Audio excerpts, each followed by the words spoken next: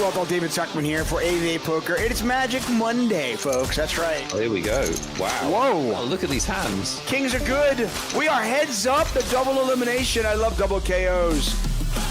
Whoa. No, he calls, and it's going to be over. I've got a keyword giveaway, Nick. This is for another $109 ticket. We're going to go with Madrid. Type Madrid in chat. Type it. Wants to win. There's a ticket. Oh, Banfield had a big one. Oh, Banfield. The Jillians. Oh, wow. What a run out.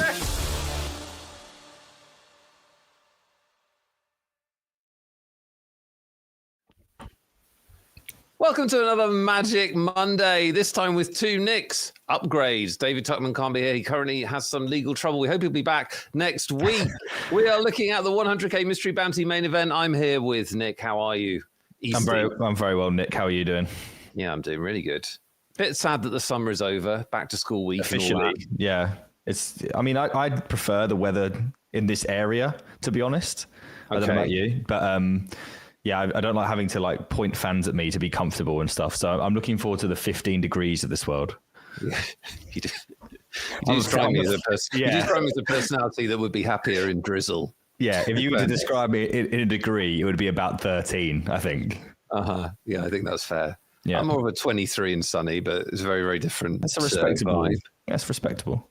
Yeah, the heat is bad. They need to get that sorted in Vegas. Oh. So we're looking at the 100k Mystery Bounty main event. We will have a free roll for you. We will have $109 ticket giveaways, huge giveaways as ever. Straight into the action. Nick Eastwood wants to talk poker. Look at him. Oh, I'm ready to talk about poker. I'm ready to talk about this hand, actually. You know what? I was going to say, I really enjoyed Pivo Solver's check back on flop because you really don't want to, waste your equity. If you get check raised here, you got two overs, backdoor spades, you really don't want to get check raised and have to put money in. So I like the check back. And then the call on turn, I think is probably just a little bit too optimistic, especially the speed of it. But anyway, we digress. Would you like to say something exciting about Pivo Solver? Their name is very similar to Pio Solver. Yes, they were named after Mrs. Solver and Mr. Pivo.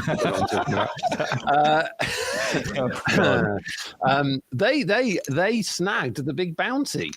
They won the 10k bounty. We're all in a call here. Looks very good for the not all in player. Yep, it looks like we're going to be losing Hurley 640 here after 10-9 offsuit. A very, was this a limp under? I believe it might have been a limp under the gun. I'd have to double check. No, maybe I think he opened 10-9 off to. It's very strange. Regardless, $200 though for his troubles.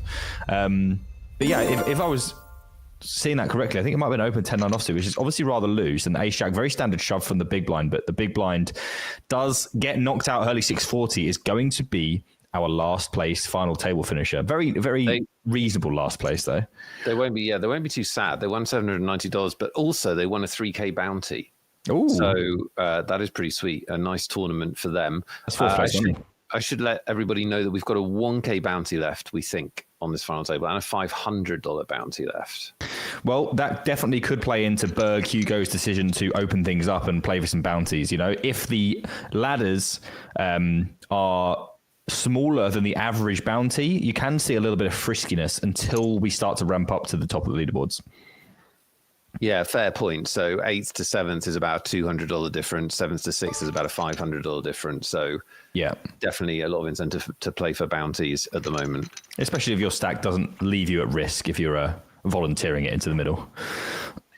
Totally. We've got a free roll. Lime likes the password out there early. Hi, Lime. How are you? Hi, everyone in chat. We'll get to you. Sorry not to pay you any attention so far. We've had action straight away on the feature table. The free roll password, quite difficult to crack this one, so get a pen and paper. S01888. Don't know how they came up with that or what any of it means, but it's S01888. It's just like, it's one of those, those encryption codes that are uncrackable. It's one of them, I think. Yeah. Have you ever done an escape room? That's like the clue you get stuck on. Yeah. You never crack it. No, you could crack that. We're not getting there. So thanks for watching to get that password, because you definitely couldn't have just worked it out. No, absolutely not. Literally, we used to have quite elaborate passwords. Now they've just given up. Yeah, I mean, maybe it's a reflection of us. They don't trust us with anything more complicated than simple as, you know. Well, that's clever. That's good. Yes, it's reasonable. So how's your summer been? Because we all followed with. I don't know if you've done a Magic Monday since. I did one 2 weeks ago. You were off. Oh yeah, I was away, wasn't I? So you probably Yeah. talked about your deep run and the World Series Poker main event and all of that. Yeah, deep, quote unquote. It was okay. Yeah, I did okay. I thought I played really well, so that's always nice. We came home with a bit of money. That's always Did nice. you talk about it, or was Tubman talking about himself? He did a lot of talking about himself. He mentioned how good of a poker player he is. Yeah, no, I think that's about all we mentioned, really. If you're just tuning in and you're a Magic Monday fan, David Tubman can't be with us this week. A stray dog wandered into his lounge this afternoon, and he's been trying to rehome it for the last 3 to 4 hours. We'll hopefully get an update on that during the show. Yeah, EC cashed the main event. You've got 2 cashes in the main event. That's very strong. 2 out of 4, Nick. But get this right. 2 out of 4 cashes in the main event. Ace State Poker Live main events. 0 cashes in 4 years. And I played a lot. And I had a lot of bullets. So we got to rectify it. It's getting a little bit concerning. Mainly just play the World Series Poker main event and pack in most of the other things. Yes. I think it's just I'm just a 10k reg now, you know. There you go. That's the thing. The stakes were you had to move up in stakes where your raises are respected. Exactly. And these 1ks are just a little bit small for me. 5 figures pretty much minimum, or I can't really get into it. Do you know what I mean? I understand. You're a big time player. Yeah. Hi to everybody in chat. Good to see you. Thanks for joining us. Hi Jamie. Hi Astro Rash. Hi, Balabanu. Hi, Towers. Good to see you. Harry Poker, how are you? Leo, Gygate, what is up? Winunian. Who else have we got? Morris Kavi, Ace of Nothing. Cindy Bear, how are you? Zep GG, Hameleon. Welcome, 1985 Bougie. Lots of familiar faces. Thanks for joining us on this Monday night. Hopefully we'll get some magic on the tables. This is a magic flop for made by ML, but no action. Strange one. They went for the limp, even though they're the only one below 1 million chips. Seems like a pretty standard spot to go ahead and shove. Risk premium at the lowest of everyone, obviously. So an interesting decision to limp, but did manage to get the pot regardless. Wouldn't have changed anything. No. So we don't have big blind stacks so far. We've got actual chip counts, which requires math. So, Nick, you can do the math, can't you? You're probably, Yeah, I'm already frantically requesting big blinds. But yeah. Division by 40, it's a bit tricky. Yeah, it's just tough. Like when we get to 100k, I'll be all right. But right now, indeterminate amount of big blinds are being entered into the pot here by Messiah specific. So Misha 22, not Messiah. They flopped a flush. It's a vulnerable flush because any heart will obviously downgrade their flush to, well, it'll still be a flush, but it just won't be as enthralling as a flush. Right. It'll be a bad flush, naughty flush. And I'm expecting a bet now, and they do go ahead and just chuck out the half pot, a bit lazy, but know what fella could definitely flick it in. They're getting a very good price. They need to be right a quarter of the time here. If they think that Misha's bluffing a quarter of the time, then they should call. Are they? I don't know. The speed of the bet would concern me if I'm know what fella. Just think that you'd want to maybe consider, that, especially on the board pair, you'd want a little bit more time if you're bluffing. That would be my general read on the situation. And know what fella, we don't know if they're thinking the same path as me, but they do end up letting it go, and Misha will pick up a pot to take them over 2 million. Nice. Noob Frost Mage predicts big blinds will appear on the table after 13 minutes. It's gone quite early there. If you do accurately predict when the big blinds appear, you're in line for a prize of $0. But a lot of kudos in the chat. Yes. Hi, River Boss to you. Nice to see you. Nice to see you, Crazy Scotsman, Quantum Criminal. Nettie, what is up? Good to see you all. Hello, guys. I believe we have an undetermined amount of giveaways. Actually, we could probably determine the amount of giveaways. That's kind of your... No, that's known. That's known. It's a known quantity. Yeah. We have five $109 giveaways. Huge prizes as ever on Magic Monday. That's part of what makes it so magical. Is that entirely accurate? Is there not 7? Am I outstepping out here? Yes, there is 7 because there's also 2 more on the Poker Wheel of Justice. But not everyone qualifies for that, Nick. If you know, you know. But Yeah, you know. But technically speaking, we are giving away 7 to an indeterminate number of qualifying people. That's correct. Yes. Yeah. And we'll be playing silly games. Yes, we will. Next question will be related to Liverpool Football Club because come on. Why would I? You can't assume these things. Just because I'm wearing my Szoboszlai shirt doesn't mean I'm going to ask a question about Szoboszlai, you know? Just one Hungarian man and a love affair with a British poker player. Oh. He did a banger, didn't he, Nick? He volunteered a banger. Only way that game could end anything other than 0-0, by the way. So happy to see that. Keep it secret, not keeping his intention secret about this pot, making 80k.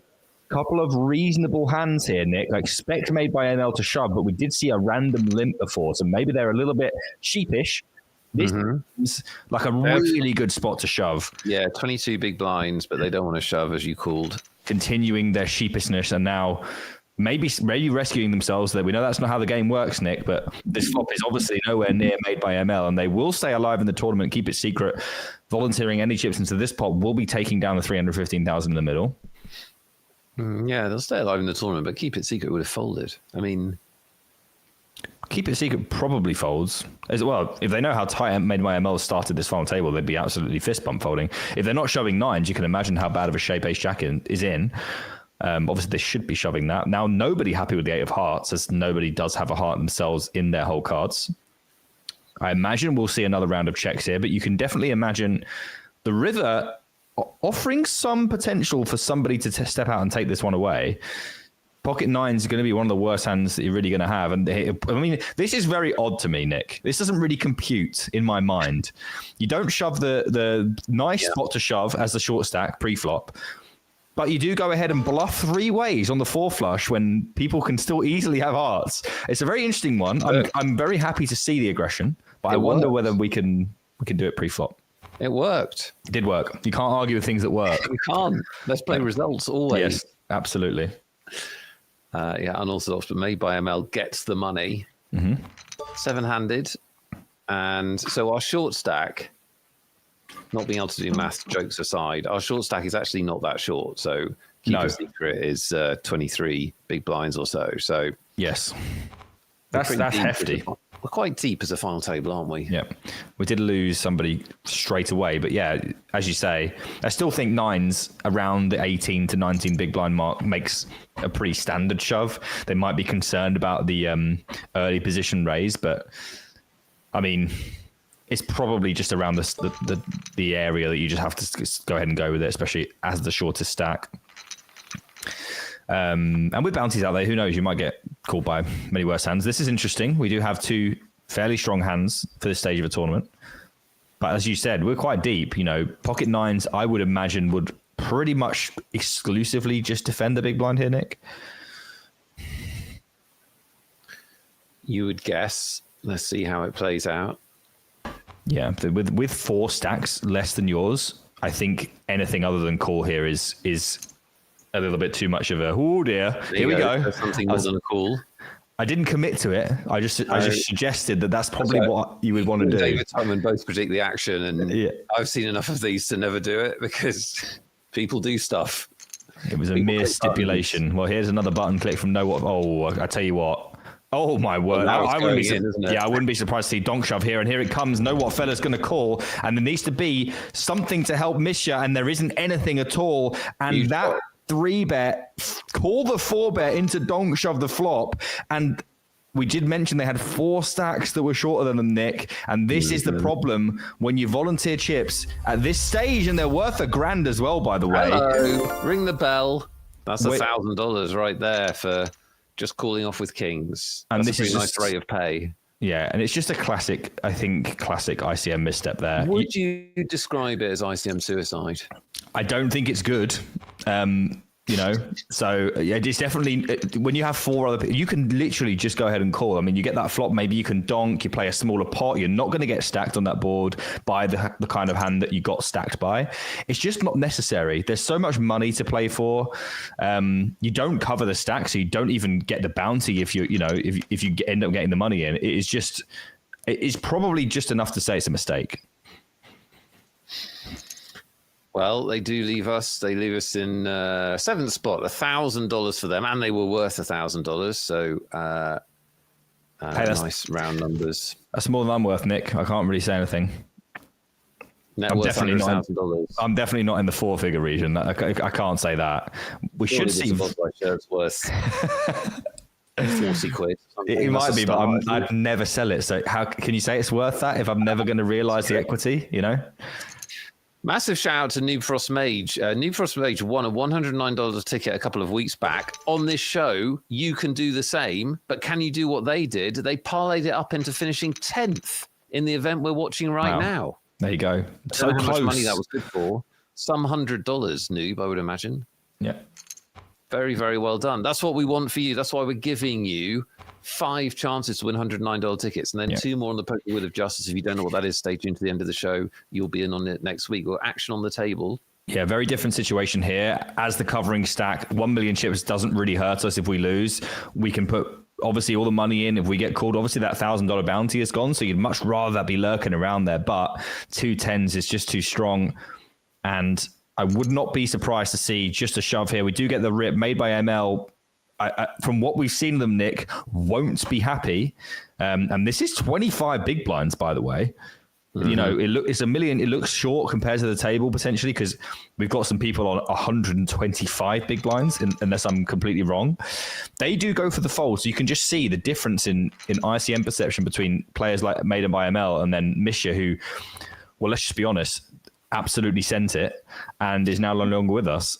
Ace 4 suited, I expect this to be a very similar story, Nick, but we won't be seeing any tank this time. Ooh, a little limp. Yeah, a little limp. But maybe ML looks pretty passive, so yeah. I don't know how I feel about the limp, really.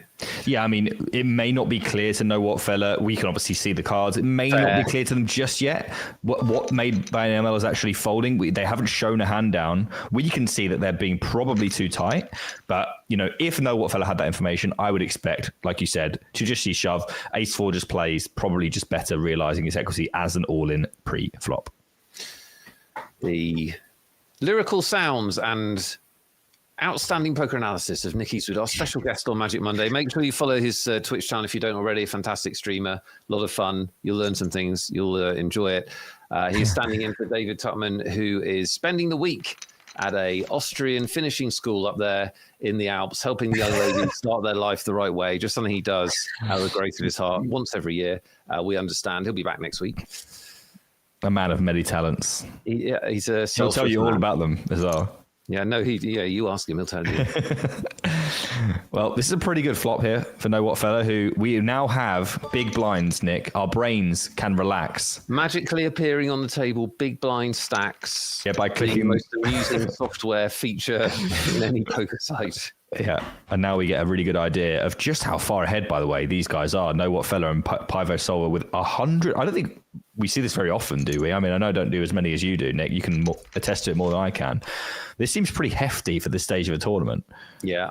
To have two massive stacks is obviously very unusual. It does suggest we might be here a while. We may well be here a while. Yes, we may be here a while. But we're here for it, you know? We've got things to talk about. We've got cards to discuss. We're absolutely. You know, it doesn't matter what we think anymore. We're in. Yep. And we could have someone else being in here. Keep It Secret has a cuspy situation, depending on what Pivo Solver does. If they were to shove, I think we now just fold. But if Pivo Solver just threaded in a little Limpsky there, for example, we may see Keep It Secret bang it in. And I think that would have been correct. Now I think you just fold. Even though you're the shortest stack, this doesn't play great against the shoving range of Pivo Solver. Around 16 big blinds, you're looking at hands like pocket 5s, 4s, 3s, ace 7 offsuit, ace 8 offsuit. These hands obviously completely crushing ace 3. I really wouldn't like to see them stick it in the last 16 here with ace 3 off, and they don't.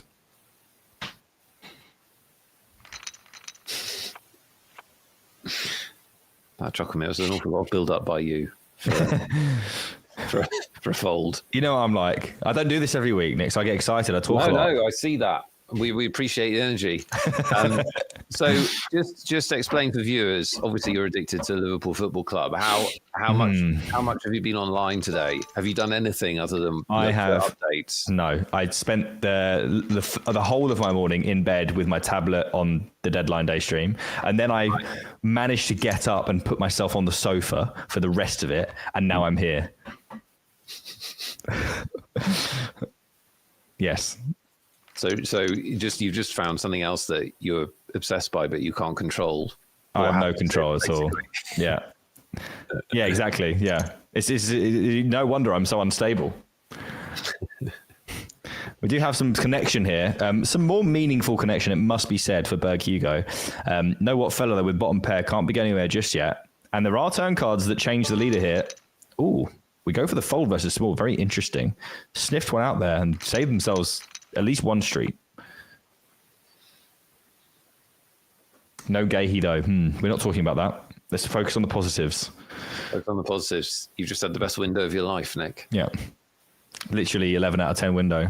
It was close to a 12 out of 10, but it's okay. We'll just get him for free. Yeah, hopefully the chances of him going somewhere else are higher now, though. I always think you just want to get it done. Oh, yeah, of course. That's why we're there. But what can you do? What can you do? King Do suited here for Made by ML. You can just spend the day watching online and then get disappointed at the end. Exactly. Yep. And that is what I did. So I did everything I could do. Yes.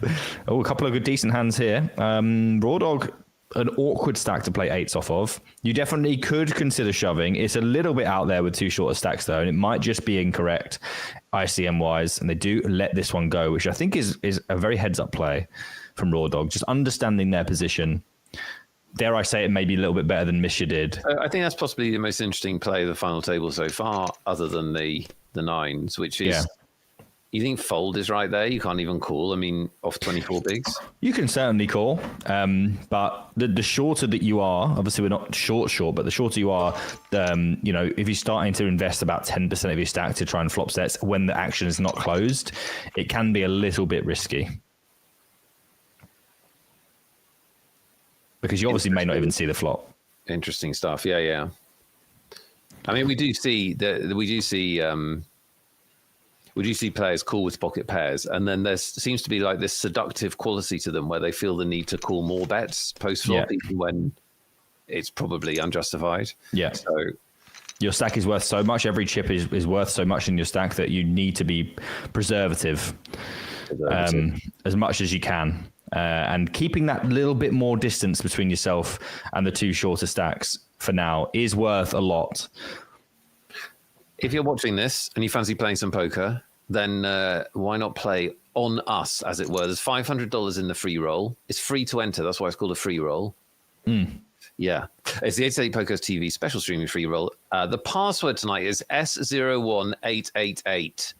S01888. Don't know why, but that's what it is. Wow. What an interesting turn there. I mean, Pivo just going with the A6 off, no club, leverages top pair off in a blind versus blind situation.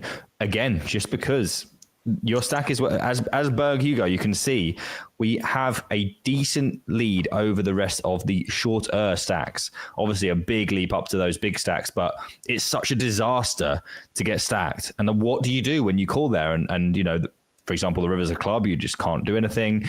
Even if the river's not a club, it goes check and Pivo shoves. You can't call because it's just too optimistic. So yeah, definitely a good understanding there from both players that of what each player is allowed to do given their stack. And obviously Raw Dog here. Look, there's certain situations where you're not happy as a 22 big blind stack. You want to try and ladder up, but when you flop top two pair, you're fairly comfortable. Yeah, that's good. Can confirm. And two pair good, confirmed. Confirmed, you're welcome. And their problem is getting chips out of the short stack, obviously. Yeah. They'd rather be up against the chip leader, I think, but what are we going to do? Yeah, and we can't really trap here either because obviously it's gotten very, very dicey on the 9 of hearts. We didn't mind the wetness of the flop, but this not a flop, not a turn we can trap. And I think Keep It Secret should just definitely fold their hand now. Even against combo draws, you're in pretty rough shape. Amazing river for Raw Dog, maybe a disastrous one for Keep It Secret, who could potentially convince themselves, Nick, that with 2 draws missing, their Queen Jack is good. When we inevitably see the shove, and here it is, Keep It Secret now gonna be half of made by ML's chip stack now, cut adrift at the bottom of the leaderboard, but still with 8 big blinds. It's not an absolute disaster. And we may see them all in and call here. This one's very close. Raw Dog right around the cusp of where you're going to be wanting to call off. A6 off is obviously a mandatory jam. Not to say the Keep It Secret is definitely going to do it, because we've seen some stuff, but here it is. There And you go, Raw it's Dog in. calls quickly, and they're off to a flop. It's an excellent flop for Keep It Secret, who has Raw Dog dead on the turn, keeps himself alive in that last hand by folding the queen on the river very quickly. And now with that ace-high board, King 9 nowhere near it, up to 17 big blinds again, and as you were. I have questions. When you pick your screen name, why would you pick Keep It Secret? Why would you make it Raw Dog? Well, presumably that just describes as they picked it. But I want to know what the secret is. And by saying Keep It Secret, you've increased the amount of people trying to figure out what the secret is. Maybe it's just there's nothing to know. It's just, it's just to make people confused and not concentrate. Yeah, probably is. It was worked on me. It certainly seems to. But you got nothing really to concentrate on, have you? Not really. You do the analysis. I sort of zone out a bit. Yeah, that's fine. That's kind of the vibe. Yeah. Got this down. I watched the chat. Mm-hmm. Pivo is Czech and means beer, says Oh, very good. Okay, that's good. That's worthwhile. I like that a lot. Yeah, big fan of that. It's good to know the backstory of the name.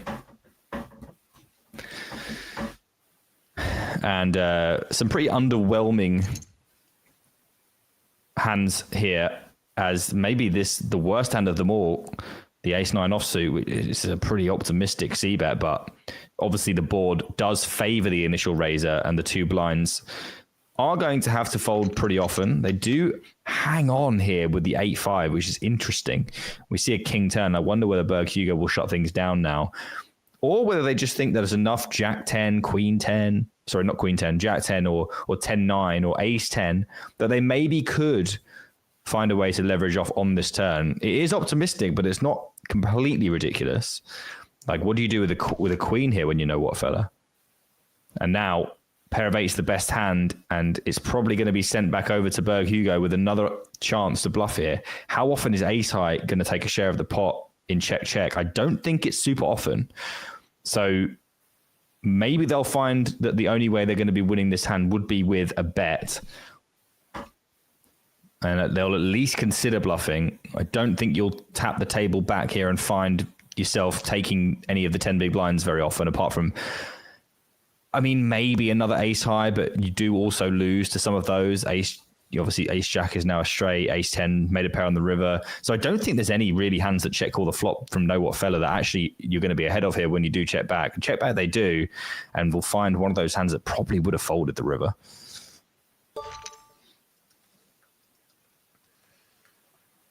You said more about that hand than I think I could have. What a tremendous amount of insight. Yeah, I'm probably going to run out of energy soon as well. I'm wasting it all on this. It's ace high and fourth pair. Ooh. Yeah. Well, we can talk about something else. I was just trying to do my job. Good. No, I'm always very impressed. We're all in. People are saying that Pivo means a lot of different things, and I don't know if they're being honest or they're lying to me. So apparently, as well as meaning whatever it first meant, what was the other one? I think someone said Pivo means Hungarian for banger. That's definitely not right. Pivo in Finnish means fist, according to Harry, who is Finnish, so I can believe that. Maybe they're both right. Maybe Pivo exists in both languages. We haven't considered that. So we need to know the nationality of Pivo Silva, which I don't think we do know. Well, maybe we can. I mean, this is important now. I think people are invested in this. Do have two very strong connections with this board in cutoff versus big blind, and obviously Pivo Silva. We'll go for the call and the 10 on the turn for Know What Fella, who will be betting again. And Pivo Silva can't fold top pair just yet unless they're very sick. We've got that deuce as well, which is way out of the way of all of our opponent's bluffs. The lead on the turn, Pivo Silva saying, I have more 10x after check calling flop. You wouldn't always bet a 10 on the flop. I would always check call them. So the 10, good card for me as the big blind. Know What Fella might say, well, you know what? I'm betting my 10x on the flop. So here's a raise. They do decide to just call. I expect Pivo now to check the river. Maybe block. They do decide to check. And now Know What Fella's just got to think about sizing. Do they go for a big chunky one? Having a 9 is good. You do block the 9-8. Less likely now that Pivo's backed into a straight. But I think something around 2/3 here will be the eventual size. Remember, these guys are super disincentivized to be battling against each other, by the way. And it's a big size bet. They are, but they're so deep. Yeah. It sort of doesn't work, matter. Yeah. They actually might as well battle. Yeah, but how likely is it that Know What Fella's bluffing here? It's tough to really think about what they might do this with that's a bluff. It would have to be, 9-8 got there, 8-7 would just check back. King Queen. King Queen's about the only bluff, isn't it? Yeah, you can see King Queen, but King Queen's also not the best cards to have because you want your opponent to have King Queen and fold. So, it's an interesting one. I'm struggling to see bluffs here. And versus pot, Nick, you do have to be right a decent chunk of the time. You have to find at least a third of the time them bluffing it. So I think it's a really good fold. Nice fold by Fist Solver. Beer I solver. don't think that's it. I just don't think it's Fist Solver. Yeah, no. I think that we're more prevalent to be Czech Republic. Yeah. Or Czechia, sorry. Yeah. Hi, Ace of Nothing. Hi, Hot Barrett. Welcome along. Hi, Ron Gooder. Good to see you. Doc Matouche. I'm not sure if I said hello to you earlier. Mo Shark, what is up? Welcome, everybody, to a Magic Monday. We are very happy to have your company. So happy we've put on a free roll for you. Yeah. It is the 88 Poker TV special streaming free roll on the site. The password is S01888. S01888. There's $500 in there for you to play for. Very shortly, we'll give away our first $109 ticket. Nick Wealth and the company Nick Eastwood bring you final table action from the 100k Mystery Bounty main event. David Tuckman can't be with us tonight. He is doing some early research on establishing an orphanage in Guam. Unclear whether it's a go yet or not. Obviously, a long trip out there, so we do understand that. Yeah. He'll be back next week. He will, yeah. It will all be built by then. I mean, it's amazing if you can get that away, but tough, these big projects. Do you mind if I hop in on this at some point? Just go, Tuck can't be with us this week and do my own one? Because I really enjoy it. I don't know if I'm funny enough, though. You've kind of set yourself up there, haven't you? So. Yeah, but I'll wait now 2 hours or something, and I'll just thread it in when you least expect it. Okay, I will appreciate it. I think this is going to be a long final table. There's a lot of big blinds in play. You say that, Nick, but they've just gone below 100 big blinds, so just calm down. Oh yeah, sorry, yeah, they're short. Yeah, we're basically all in or fold.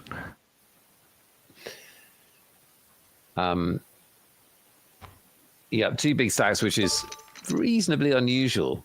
Yes. It is constantly fascinating on a very nerdy level how different the stack depth is in these, because this tournament's the same every week, but the final tables can be very, very different. Well, I guess you're just deeper. If it gets done quicker, people are busting quicker. Maybe you got some player types that just don't care about ICM. They're getting it in left, right, and center. These things can happen. They do, and final tables do depend on who has the big stacks. Yes, exactly. So how much pressure are they putting on and things like that? I don't think they're doing a terrible job. I just think, mostly we've not seen hands that deserve to be all in. Maybe Made by ML could have been all in. That's definitely reasonable. But I think other than that, we've not really seen a huge clash.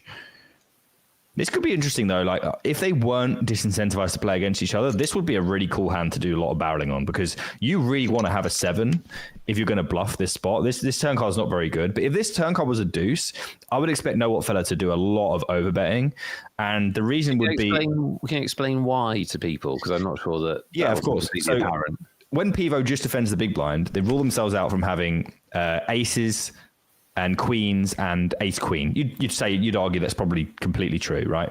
And ace king and so ace queen probably the main one that you're looking at as being potentially in there, but you can remove aces probably, and maybe even like tens and queens, for example.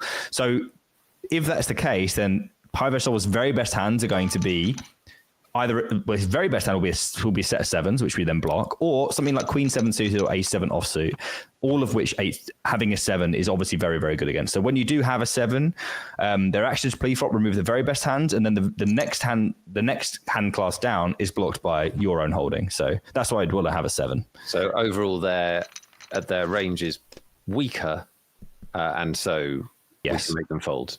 They just have less combos of good hands when we have a 7 there.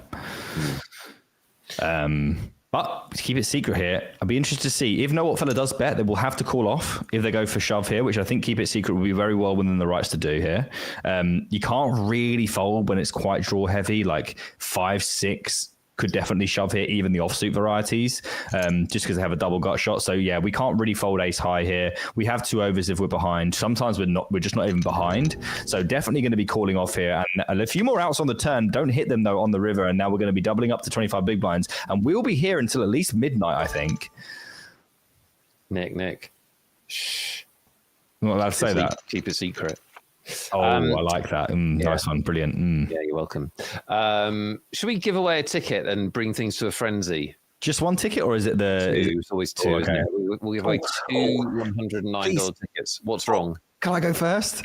You can go first, yeah. You look like you need the bathroom, but yeah, you can go first. Yeah, you can explain the rules and I'll prepare my question. Okay, very good. So this is What Does Nick Thinks? What does Nick think? And you've probably played before, but if you're new to the show and you haven't, you've got an equal chance to win. It's a completely unfair, random game, and it's our way of awarding $109 tickets. It's the gambling game, What Does Loddon Think?, where you are trying to work out what the person being asked the question will answer. So you're not trying to work out the objectively true answer, but what does the person being asked think the answer is? Nick's going to ask me a question. You're going to guess. 1 guess per player is the rule. The only way you can mess this up is if you guess more than once. Lime runs the contest in chat with an iron fist, so she will ban you if you spam the chat or guess too many times. 2 tickets, $109 tickets, huge tickets to play on 888. We saw Noob Frost Mage finish 10th in this tournament for some $100. That could be you next week. So that's the chance we are trying to give you. And the 2 answers must be different values. So if 2 people are closer, are the same distance away from the answer, whoever was first gets the prize. Nick, what's the question? Oh, it's so good. I'm so excited to ask you this question. So the fella on the back of my shirt, he's called Dominic Sabos. Let me show you the back of my shirt. Can I do this, or am I going to ruin anything? This guy. Dominic Szoboszlai. Right. Just for people, because this show goes out all around the world, Nick, do you understand that? It does. There's no restrictions. He's a Hungarian professional football player that plays for Liverpool Football Club, a football association team in England. Yeah. He scored a banging free kick. These are facts. Yeah. Against Arsenal yesterday. He did. In a 1-0 victory. The question to you is, Nick. Yes. How many days has it been... Before that goal, how many days had it been since Dominic Szoboszlai had scored a direct free kick in a professional match? Does it include internationals? Yes. Okay. How many days since Dominic Szoboszlai's last free kick goal? Direct free kick goal. Get your answers in. Quick clue for those of you guessing. I don't know. You're not supposed to. Imagine if you went, yeah, I know that. That's I know that, like I could. Yeah, you definitely could. Yeah, there's definitely could know. You don't, but you definitely could. My suspicion is it is that one that has become the joke online. That is my suspicion. Has he scored one for us? This is great stuff. It's good content, isn't it? It's good content. Good luck, guessers. I'm also guessing.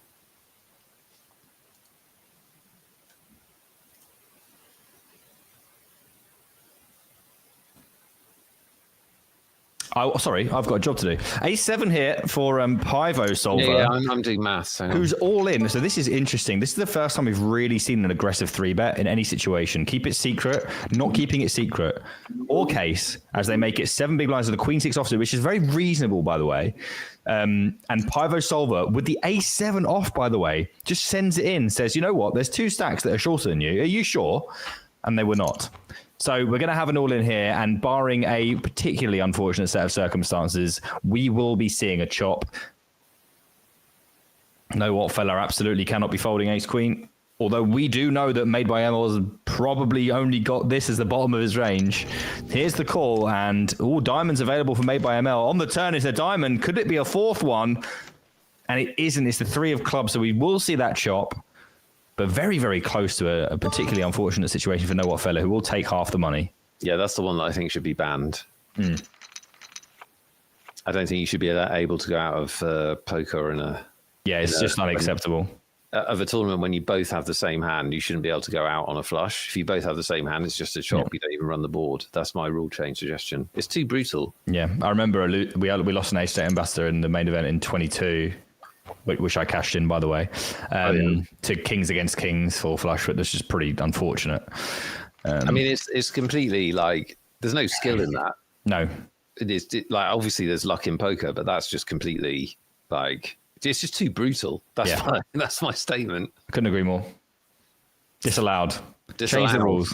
Disallowed. Change the rules. We can make the rules. Poker's still a young game. But then you can start arguing like, aces versus kings is unfair. On what basis? On the basis that it's just not fair. Well, aces is better than kings, though. Kings is not better than kings. This is true. You do make a good point about the strength of the hands. Do you have an answer? My answer's in, but it's in the producer chat. But with the contest is still I want open. to see it. Yeah, get your guesses in. You can see it in the producer chat. Do get your answers in. How many days since Dominik Szoboszlai's last free kick? What do I think the amount of time that elapsed is before the one he scored at the weekend? And the great news for you is you can hate football, you can not know who Dominik Szoboszlai is, and you can still play the game. Yeah. As we see Raw Dog make a squeeze shove or a 3-bet shove, sorry. Yeah, and for anyone complaining about Liverpool questions, as I know they like to do, you don't know me very well because it will only make it all the more certain that I will do another one next time. Just for later, last week, did you do a question about your run in the main event?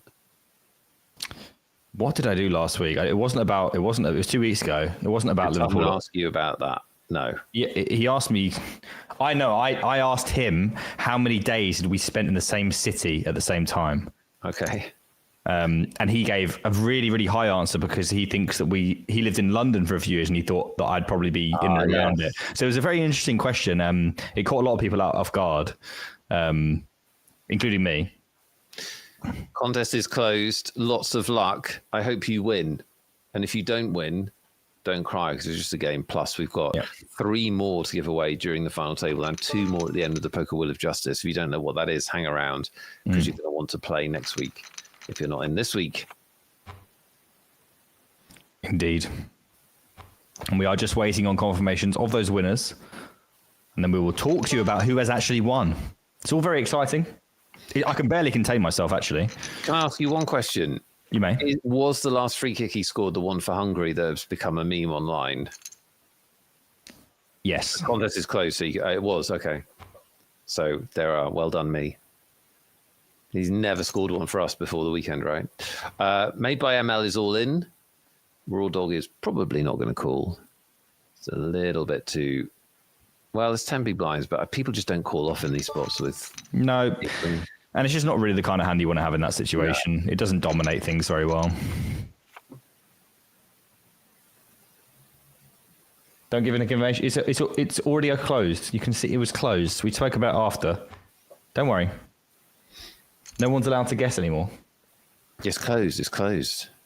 There is no more information. Well, there is, but it's not relevant because my guess is in. My guess was in a long time ago. Yeah.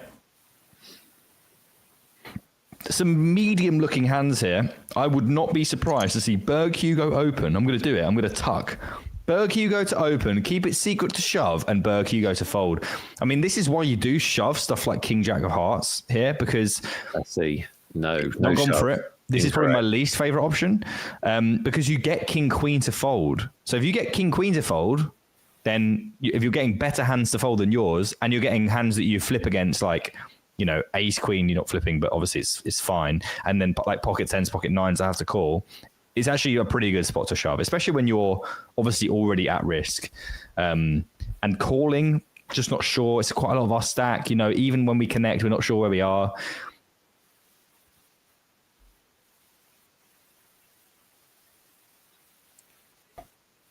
And King Queen here will not have loved this flop, but it does look like... Going for the half pot wager will be enough for Berg Hugo to take this one down. I believe we have some winners. If you'd like to, we do have some winners, Nick. You asked me a question. What did you ask me? Let's just recap. I asked you. Well, I referenced the fact that Prince of Gondor himself, Dominic Szoboszlai, had scored a banging free kick yesterday against Arsenal. And I wanted to know how many days it had been since the last time he scored a banger for it. It didn't have to be a banger. It was a banger, but it didn't have to be a banger. That wasn't a stipulation. So I needed to determine whether he'd scored another one for us. I searched my memory banks. I couldn't remember him scoring one for us. No, he even said in the interview after the game that he wasn't allowed to take them because Trent was on them all. There you are. So his last one was either for his last club or it was for Hungary. And there is a meme of him scoring a free kick, and it became a thing where people pretended he'd done it every time he plays for Hungary. Yeah. Actually, it was the season before he came to us. So I've guessed on that basis that it was 2.5 years ago. And if you do the maths, I think you'll find that it was 845 days ago. 845 days ago. That is, you know what? That's really funny because that's the right answer to our game. Can you believe that? What Nick thinks. Even Who are not the on winners, top Nick? form. Bring the winners? Bring them joy. Come down. 22 Zorro. Come on down. 876. Great answer. And Gilch 76. 920 they went for. And that is also going to win you a 109 ticket. Congratulations, both. Keep your whispers open. Lime Ricky will slide on in there and sort you out with your tickets. Yes, well But done, Nick- Zorro and Gilch. Very strong guesses. And if you didn't win, don't be upset. There are 3 more $109 tickets to win. They'll be given away equally randomly during this final table. And then 2 more after the final table ends as well. Takeaway Food wants to know, what's the real answer, Nick? Well, listen, Nick. It's a PG show. I don't really want to say what I want to say, but I kid you not. So let's go with that. I kid you not. Your answer's great. You can play. I shit you not, Nick. Yeah. You're not going to believe this. Yeah. I'll just tell them that you told me I could do that. Yeah. From the Arsenal game to that free kick against Hungary was 888 days. Can you believe that? I'm delighted with my answer. Can you believe that? A-State Channel, 888 days. That's That's a incredible. beautiful piece of branding tie-in. Well done, you. You've managed to tie your Liverpool obsession into something the brand would love. Yeah. Wait, did anyone guess 888? Because usually somebody guesses 888. And Nobody if they had did. done, they'd have won. So nobody guessed 888, you mugs. I thought, well, someone can guess it. They probably will, and they won't win because Nick won't get close enough to it. But you did. It was March 27th, 2023 against Bulgaria. There The you piss go. missile into the top bins for Top pins. Hungary. So there we go. There you go. Another one of those after the break. Yeah. With 2 more $109 tickets. I hope you're in the free roll. If you're not, you've got about 10, 15 minutes to get in the free roll. It's the 888 Poker TV special streaming free roll. Find it on 888, obviously. The password is S01888. Ooh. Play for your share of $500. Got an all in. Are we going to get a call? I don't think so. Raw Dog is getting kind of short, though, but not as short as Keep It Secret, and made it by ML all around there as well. And right now, we're in that kind of situation that you've just seen a million times, Nick, where people are just incentivized not to play the game until other people have gone out. And it creates a very weird situation where no one needs to be all in or no one should be all in. Everyone's doing everything correctly, but the big stacks are just winning every pot until somebody gets knocked out. But the thing is, that is going to be prolonged for a while because we have 3 stacks that if they don't double, are really approaching the situation where they need to be all in. So, but they will have to wait for each other. So it's a very strange dynamic right now. This, I think they'll probably call this one off though. Queen has to be on the river for Keep It Secret, or they will be out of there, and they are. Raw Dog picking up the aces. I think this should be disallowed as well. I have to say, Getting aces. yeah, aces in the big line of 10 of 9. Anything below 10 bigs, I don't think you should be allowed to have aces. I just feel it's like a little bit unfair. Keep It Secret, great screen name and a great run in this tournament. They finish in 6th spot. They take away, let's have a look, $1,500 plus about $600 from the bounty. So over 2K. Actually having a great run. 2 weeks ago, they won the Daily Gems 109 for $2,600. So they are having a very good late summer run. 5 players left at a final table. Yep. Absolutely fantastic stuff. And they acquitted themselves, my apologies, very well. And that should give us a little bit of wiggle room, losing one of the short stacks. We were talking about how people are not really here to play right now. Pivo Solver, by the way, could go for a 3-bet. It's a very reasonable hand to do so with. Even versus a hijack open, it's now 5-handed, so the under the gun is the hijack. And that doesn't mean necessarily that they have to have great hands. What I will say is, though, is that when Berg Hugo does open under the gun, they know they've got 2 big stacks that can play very liberally against them when there's 2 other short stacks on the table. So it's probable that their range is still going to be quite tight. And therefore, the ace-10 does go in the muck still.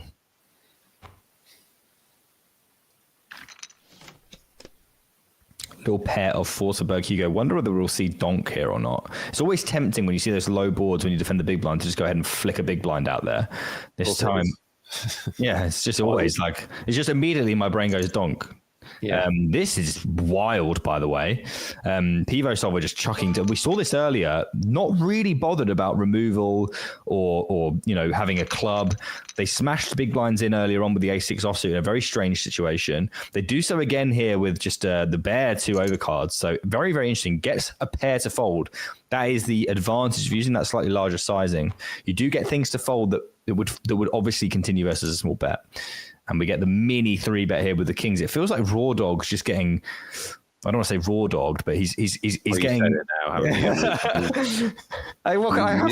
I don't want to say it. I don't want to say it. And then you said the thing that you didn't want to say. I say my brain wanted to say, don't say that out loud. Absolutely disgusting. Every time they open, though, they are getting 3-bet like very liberally. And it's not like they've not had good hands either. No one's really picks on them. Do you know what? I actually think that's one of the harder things to deal with at poker table. Obviously, it doesn't happen quite so much in tournaments as it does in cash games. But if you have a run of getting 3-bet, you do start to think, wait a minute, do they all think that I'm soft? Do they all think that I'm not defending or anything like that? Or is it just that I keep running into hands? It's very hard to know sometimes. Yeah, it's a mental battle, and you have to wonder how much you should be adjusting, if at all. Or maybe just stick to your strategy. Like, at least then you know that you can't really be exploited. And Pivo Solver, by the way, is out there with these opens. Like, 4 deuce off is really bad. Obviously trying to use that ICM pressure, but it's not going to work against ace-10 suited. Raw Dog picking up another big hand at the big blind. And we are 4 minutes away from a break, and we're pretty deep still, by the way. We could be here. Yeah, we're really deep. A little while. Flagged this before. We're definitely deep at this final table. We're going to be here for, I would say, between 4 and 7 hours. So cancel your late evening plans if you were scheduling in some sex with your partner, or perhaps a late night meal, or you wanted to watch something on TV. Cancel all of that. Got plans. I've got plans. That's happening. Do you think we'll be ready before or after the ESAC announcement? That's what I'm interested in. I'm not going to be able to settle down in my pack. It'll be tomorrow, no? Yeah, probably. Does Pivo Solver call here? Raw Dog shoved and does get picked off. Hits a 3, though. Spade redraw. Anyone? No. Oh, wow. That is a piece of luck. They took a risk. They were aggressive, but against the chip leader. So it's not horrible with Big Little, is it? Yeah, and we know that Pivo Solver has been at it. Been very active. Oh dear, this is a hard one to not lose money on for Berg Hugo. I was about to say before this hand starts to elapse that is not a good spot for people that were hoping to go to bed before midnight.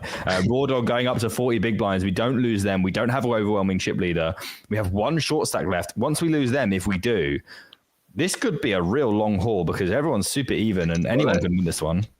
Okay, nothing on this board. I was going to say, let's see what happens in this hand, because this hand could have been a big confrontation, but maybe not so much now. It is a big pot already. Yeah, we probably would have had to have seen an ace or at least a queen high, like broad, like queen 10 or queen jack board, because, it's kind of hard in this situation with a short stack out there to get people putting all their money in.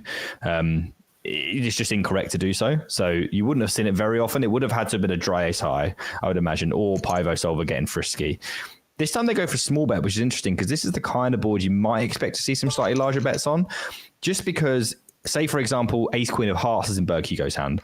They kind of want to continue a decent amount of time. It's almost like a value bet with the ace king. You don't really get to value bet with the ace king. You don't get to clean up that equity, though, from like the jack 10s of this world. You don't mind those folding because they don't get to see a jack or a 10 on the turn. So I wouldn't have minded to see a slight size up, but getting the job done with a small bet on this occasion. Yeah, Pivo Solver builds that stat. They are our chip leader, 5-handed here in the 100k Mystery Bounty main event. Oh, nice flop here for action. Action flop. Yeah, this is a very, very big flop. And we could see large bets from Raw Dog. They've got the double gut shot and flush draw here. Mm-hmm. Well, actually open-ended. And sorry, my apologies. Yeah. And they are not going to hit it, but they do make a pair.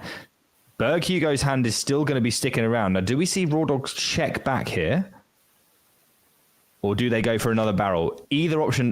This is just a very boring river, Nick. I'm disappointed in the dealer. I think we just see called up. This is a very reasonable hand to turn to a bluff, by the way. If you wanted to. I was just going to say, especially with the weak river bet. Yeah. The only problem is, how many really good hands do you have here as Raw Dog to check back the turn? Not loads. So I wonder whether Berg Hugo would have been a little bit suspicious of a raise. And honestly, it would have been fun to see because Berg Hugo's hand would have made a really good 3-bet shove as a bluff. I'm not sure they would have found it, but it would have made a really good bluff as well because they do have a lot of removal to the very best hands that Raw Dog could have. So an interesting one, but nothing came to pass really, unfortunately. No blood. Our latest entry in the What Does Pivo Solver Mean? Final table says he's from Kazakhstan and it means beer solver. Okay, we had another Czechia one, didn't we? So that's a favourite now, I think. It's the third entry. We've had Czechia, Finland, and Kazakhstan. Oh, wow. Well, no. Also, what is a beer solver? But basically, what we've just seen there is you can do whatever you want as Pivo Solver because Raw Dog just snap folded 2 9s before the break there. Stop talking, Nick. It's a break. Okay. It's over for 5 minutes and 23 seconds. Hang on in there. Join us for more final table action and more giveaways. We'll see you shortly. I'm feeling positive. We're going to double up. When you speak to me next, I would have doubled up. I promise you. Or I'll be in the pool. Come back, bro.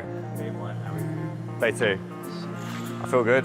I'm just waiting for Aaron so we can have a little pep talk. How you doing, fella? Pretty good. You ready? Yeah, I'm super ready. All right. How about you? Feeling good. Yeah? Yeah, so for day 2, I was feeling like really, really confident, like even more confident than I was on day 1. Just take the spot that's good. Chip up when you can. If you run a bluff, you think it's a good spot, good, great, do it. Do what you think is right and live with it. Like, I'm cool with it. Feeling good, man. Just being here is fucking brilliant because I was down to 12k. So every pot I've got is an opportunity to do something. So really excited. Also realistic. Most poker tournaments end in heartbreak, but we'll do what we do.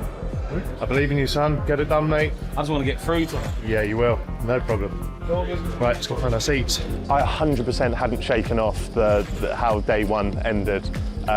Going in with just 40 big blinds, just half a stack. It was hard to get my head around. I've never got far enough to have to worry about playing 2 days in a row.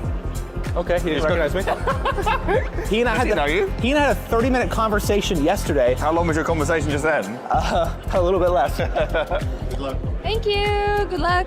It's a long tournament. Everything can happen. We'll just try to play good poker and not to have too high expectations. Yeah, if I make day 5, you guys gonna see me excited. Okay. Would you like a cuddle? Yeah. Yeah. Oh, Ian. Hey, buddy, man. I don't want to give you a cuddle. Give me a cuddle. Fucker. How you doing? Good. You feel good? Yeah, I'm ready to go. You look like a beautifully shaven ball bag. Oh, wonderful. Look at you. Wow. Fuck. Oh, I know. Day 1, people have the goal of not busting. Their goal is not actually to win the tournament, it's just to survive to day 2. Now that fear is gone and people battle a little bit harder. They're willing to bluff all in a little bit more, and it makes the game, I think, more fun, but also it's more dangerous. It's exciting. Going into day 2 is always nice. Last year I didn't make it. I'm feeling less nervous than the day 1. I don't know why. Today I found it very easy. That's the one. This feels very similar to last year, you know. I started last year, day 2, on less chips, weirdly. I wish this bag was a lot heavier, but we'll do what we've got to do. It's hard not to feel deflated because I had such a stack all the way through day 1, and I sort of just dusted it off in the last hour. It looks like I'm short because I don't have a lot of chips. Didn't take me much. But I have 45 blinds, so I'm not even thinking to double up or anything. It's plenty of chips, so I'm just gonna play hand by hand and do my best every hand. So we're just heading into the Thunderdome now. It really makes you feel like you're in the main, and the lights are much less harsh in here, which is nice. This one? Yeah. That was lucky. First person I asked. It can only go up from here, or I could be out, but I'm feeling positive. We're going to double up. When you speak to me next, I would have doubled up. I promise you. Or I'll be in the pool.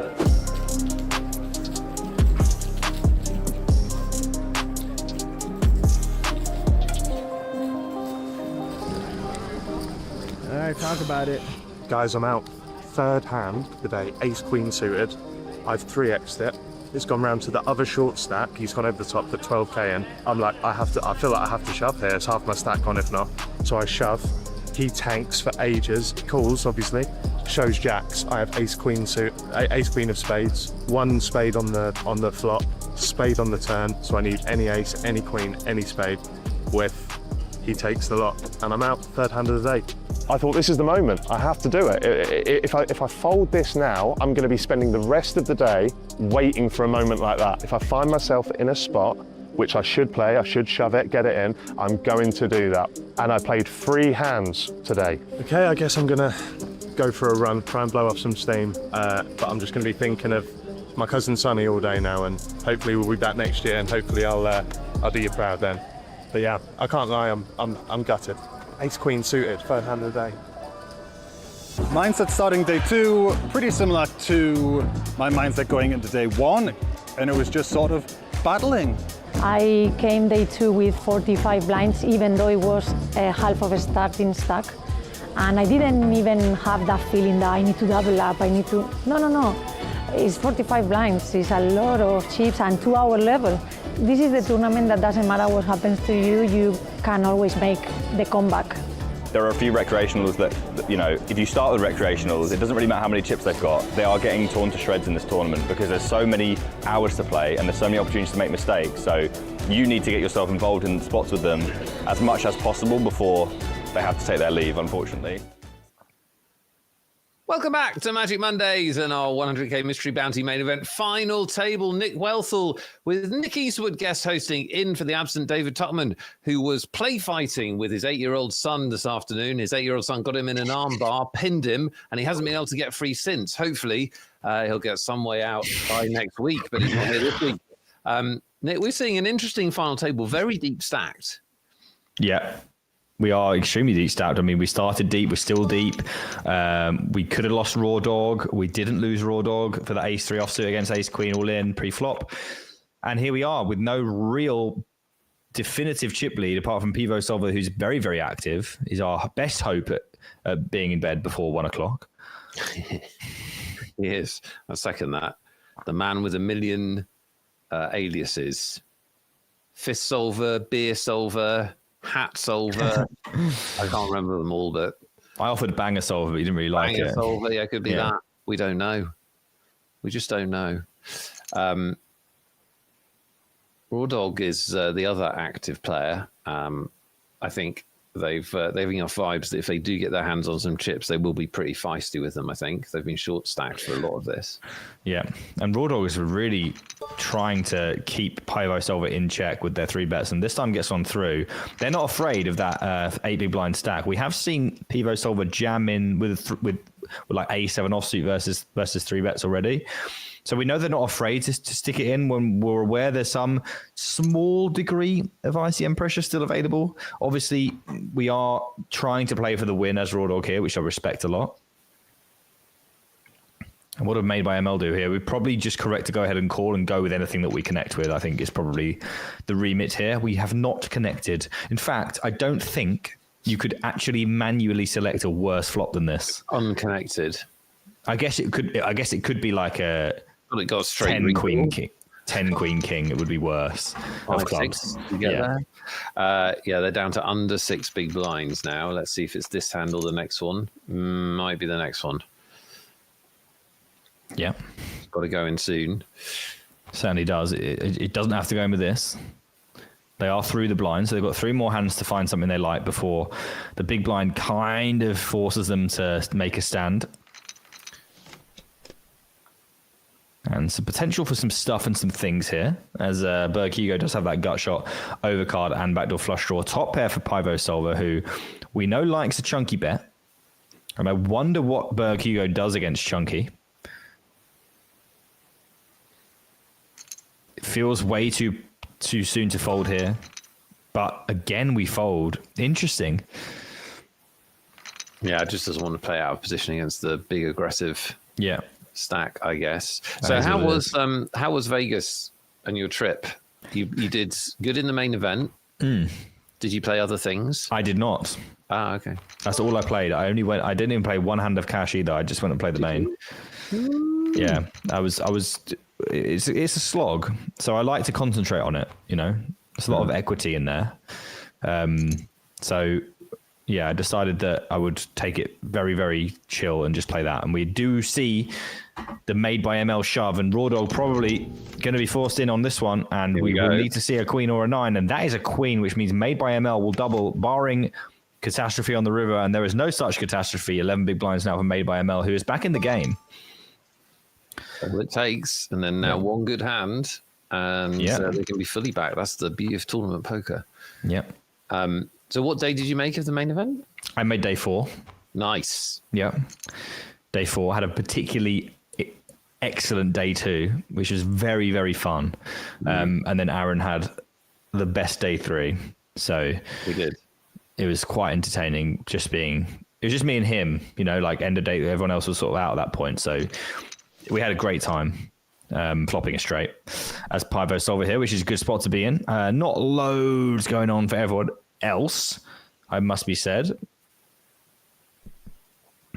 No, what feather was deciding whether to go for an ill-timed donk on the low board. Just thankfully for them. And for people, everybody in chat would love to play the main event. I know that for a fact. So, Yes.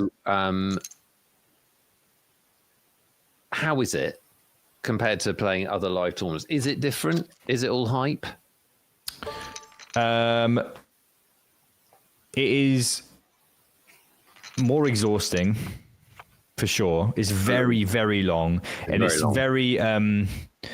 It's not just like, it's not really just even the playing. It's like, I'm obviously vlogging as well, so my experience is a little bit different. But even for people that I think aren't, you know, even having 75 minutes on dinner, like you waste 20 of that in corridors, like not moving. Yeah. It's so difficult to. Like you in the 20-minute breaks, you're going to the toilet and you're going back to your seat. You've got enough time to fill your bottle up, and that's it. You know, it is just 12 hours of non-stop, and it's quite brutal, really. So, you know, the tournament is about mental fortitude as well as skill. So it's obviously a fantastic tournament, but I think adrenaline is the most. It keeps you going more than anything else. Like. It definitely has. I mean, when I've played it, I felt like it definitely has a different.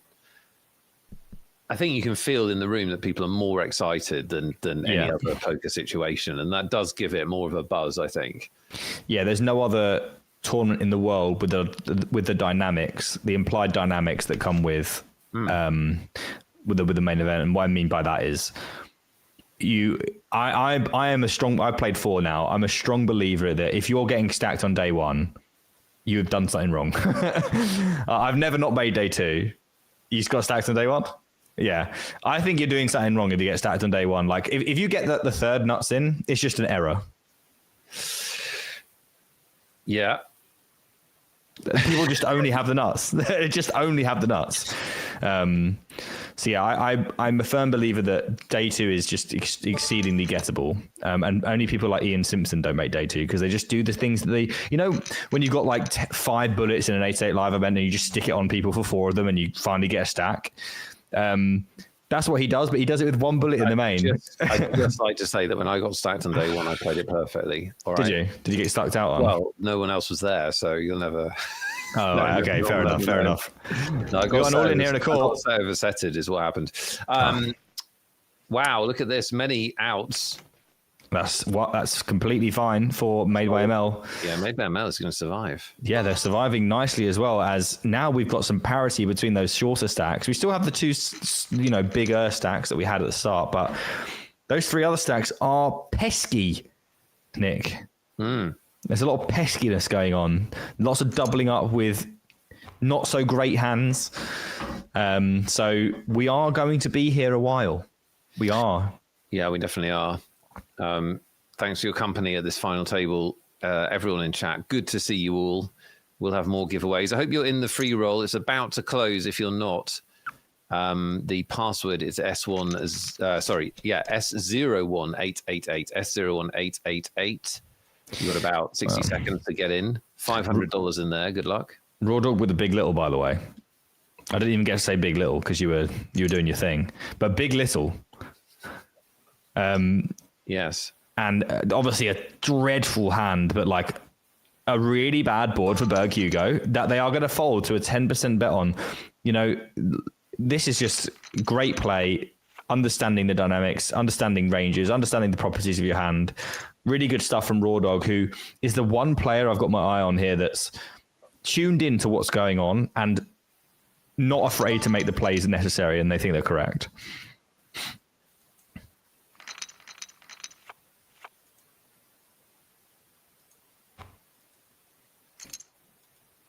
But for the most part, Nick, we're just not getting hands that... You remember that time we sat down and everyone was just all in every hand because they had aces every hand for like five minutes, and we just lost like 5 people. We just haven't really had those hands today. No, and when haven't. you don't have those hands, it's, you know, it's kind of more like authentic poker going on, you know? People are winning hands based on their understanding of their opponents and ranges, and that's cool. I'm enjoying that. It will mean that we're in bed very late, but... This is an interesting bet from Know What Fella, just because it's not a standard 3-bet, and we haven't seen a lot of non-standard aggression at the front of the table. Know What Fella also hasn't played tons of hands, so definitely a little bit of... They have been a big stack, but they haven't played tons and tons of hands, so... Especially against Pivo Solver, and it is interesting, and there's probably a few factors that led them to this point. They've got an hour and a bit of data from Pivo Solver being extremely active. That's a really good point for 3-betting. And also... people they're just not getting knocked out. And how long can you really wait without taking spots like that? Probably just fed up of folding, you know, reasonable hands, especially against someone that's so active. So definitely time to put your foot down and just let Pivo Solver know that you can't just open every hand and get away with it. Absolutely. And we will see a flop here. And that is an excellent flop for Pivo Solver, and it's particularly disgraceful for Know What Fella, who is nowhere near this one, and only one turn card in the deck could possibly lose Know What Fella any more money after this flop, which they could reasonably see that, obviously. And that is not the turn card, the 5 of spades, which is the only card we could have seen that would have been interesting, I believe. And they even checked back, so I don't think we'll be seeing them lose any money here. I would imagine we'll see another check a lot from Pivo Solver, but definitely could bet as well.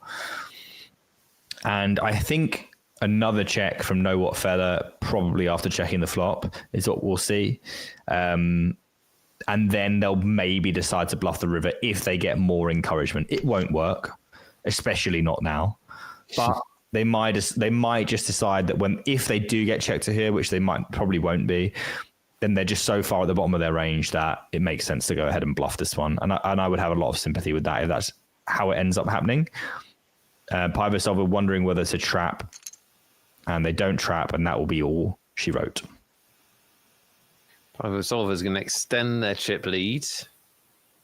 You're listening to analysis from Nick Eastwood. Easty, if you haven't seen him before, has his own Twitch stream channel. Make sure you have checked it out. Follow along. When do you stream, Nick, generally? Depends really what floats my boat. That usually is middle of the week, in the late-ish afternoon. Middle of the week in the late-ish afternoon. Yeah. Tuesday, Wednesday, Thursday, and about 3 or 4 o'clock or something like that. Nice. You could have followed me on Twitch though, and that will just tell you. It's all very intuitive. Yeah. He's stepping in for David Tuckman, who isn't here. He'll be back next week. I wonder if you were teeing me up for one there. I just didn't have it. You didn't have it? I thought you'd been prepping. Like, what? No, I wasn't prepping. I thought I could do it later because we're going to be here for a while. You definitely will get that wish. Yeah. This final table is made for endurance. I can feel it. Yeah, and Raw Dog is here for the long haul, just relentlessly going after those button opens from Pivo Solver. And you have to imagine, eventually Pivo Solver is going to go, well, wait a minute. Every time I do anything, you're just 3-betting. And if they decide that now is the time to take a stand... This is potentially a good spot. Yeah, because Raw Dog's going to 3-bet again. And Pivo Solver is impossible, even as like the best player in the world. I mean, it's incorrect not to think about these things. You just have to assume that Raw Dog is at it all the time.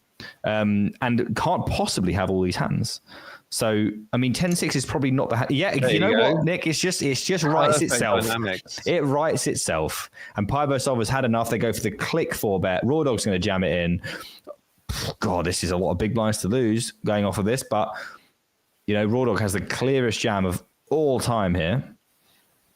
Yeah, I think Raw Dog's just trying to make it look like they could be bluffing with a little bit of a pause, but Pivot Solver's hand is so bad. But yeah, you called it. Great call by you, and just a classic example of the value of aggression.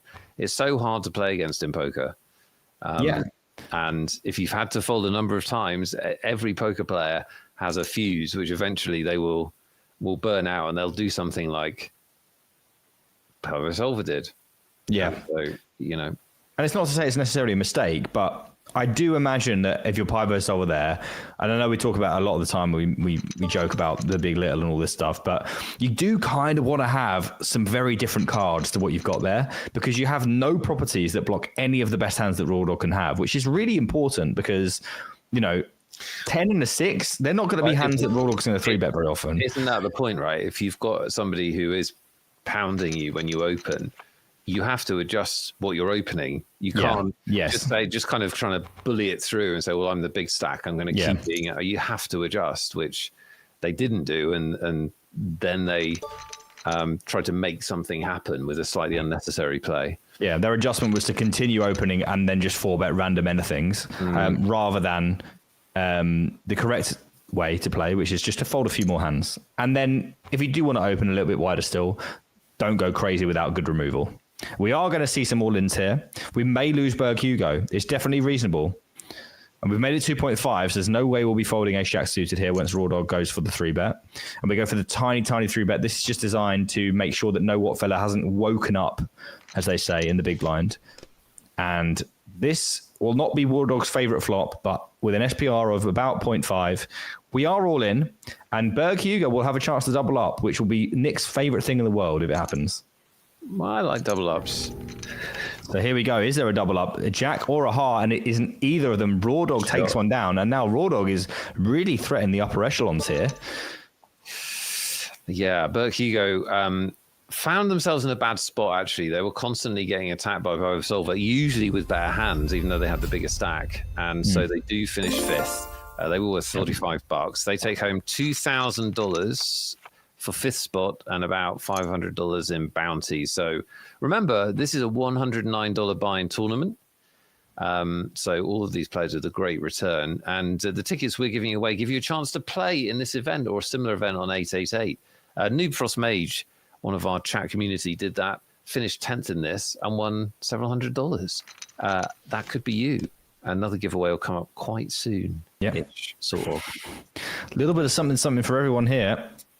As we do have the gut shot, overcard, and backdoor flush draw for Made, and we do have top pair with backdoor flush draw, backdoor straight draw for Pivo. So you can definitely imagine a situation where chips are volunteered, but we do just get fold, which is interesting. Aces. And Pivo Solver's got big little. You know what? I did say you want to have some removal, Nick. But you know what? There are still 3 aces left in the deck. And it's not like your opponent can't have 2 of them. It just makes it less likely. Removal is a lie. He's going to 3-bet. Nerds. He's definitely going to 3-bet. He's definitely going to 3-bet. Yeah, he's absolutely locked in for a 3-bet. I would definitely just call here, by the way. I was going to say, just calling looks pretty good here. 100% just peel this. Never. For we know how much Pivo has been at it. You have to let him with your very most invulnerable... No. With your most invulnerable hands, you have to let them do their thing. It's scary. It's unideal. But the EV of just call here is so high. And obviously this will be fine, Nick. This is absolutely fine. I mean, maybe you get Pivot Solver to bang it in, but most often... It can't be wrong to put more money in the pot with aces. That's not what you're saying. You're just saying that you make the most money by exactly. There is the point. Yeah, everything makes money with aces. Everything does. Yeah. Pivo's so active, and we've seen that the chances of them continuing and potentially even doing something rash if they connect is really high. And when you'll know what, this is why calling is great, because you obviously trapping against an aggressive player is good as well. But the problem is not just that. The problem is that when you raise, it looks unbelievably strong naturally, because they've not done it all day, for one. And 2, there's a short stack to their left that they're obviously not bothered about. They're going for the click 4-bet regardless. So you get even less action than normal when it's a more aggressive player that's obviously going to have a load of 3-bet bluffs. Not to mention the fact that your play just looks really strong, and they can get away from a bunch of hands that you're going to get value from if you just call and go post flop against anyway. So I just definitely prefer call. Did I mention I prefer call? I think the message is you should have called, dude. Yeah. Jamie finished 939th out of 2,499 in the free roll, so top half improving. Well, there you go. As I've said many times, the point of the free roll is how many chumps do you beat? And you beat like 1,500 chumps.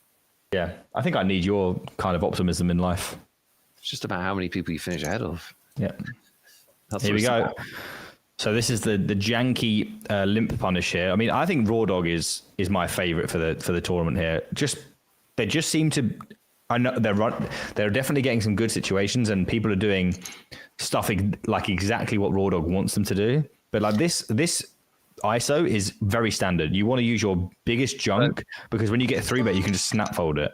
Yes, they have had some good situations, but it is one of those things where you make your own luck a little bit in No Limit Hold'em, where oh dear, if you haven't been aggressive, it's much harder to get those good situations. Yeah, and now Know What Fella is going to 3-bet, and they will be met with the 4-bet this time. And we do have a dead jack of spades on the button. Raw Dog just did fold the jack of spades. Oh, we're going to call. So again, like this is feeding into what I was saying before in the aces hand.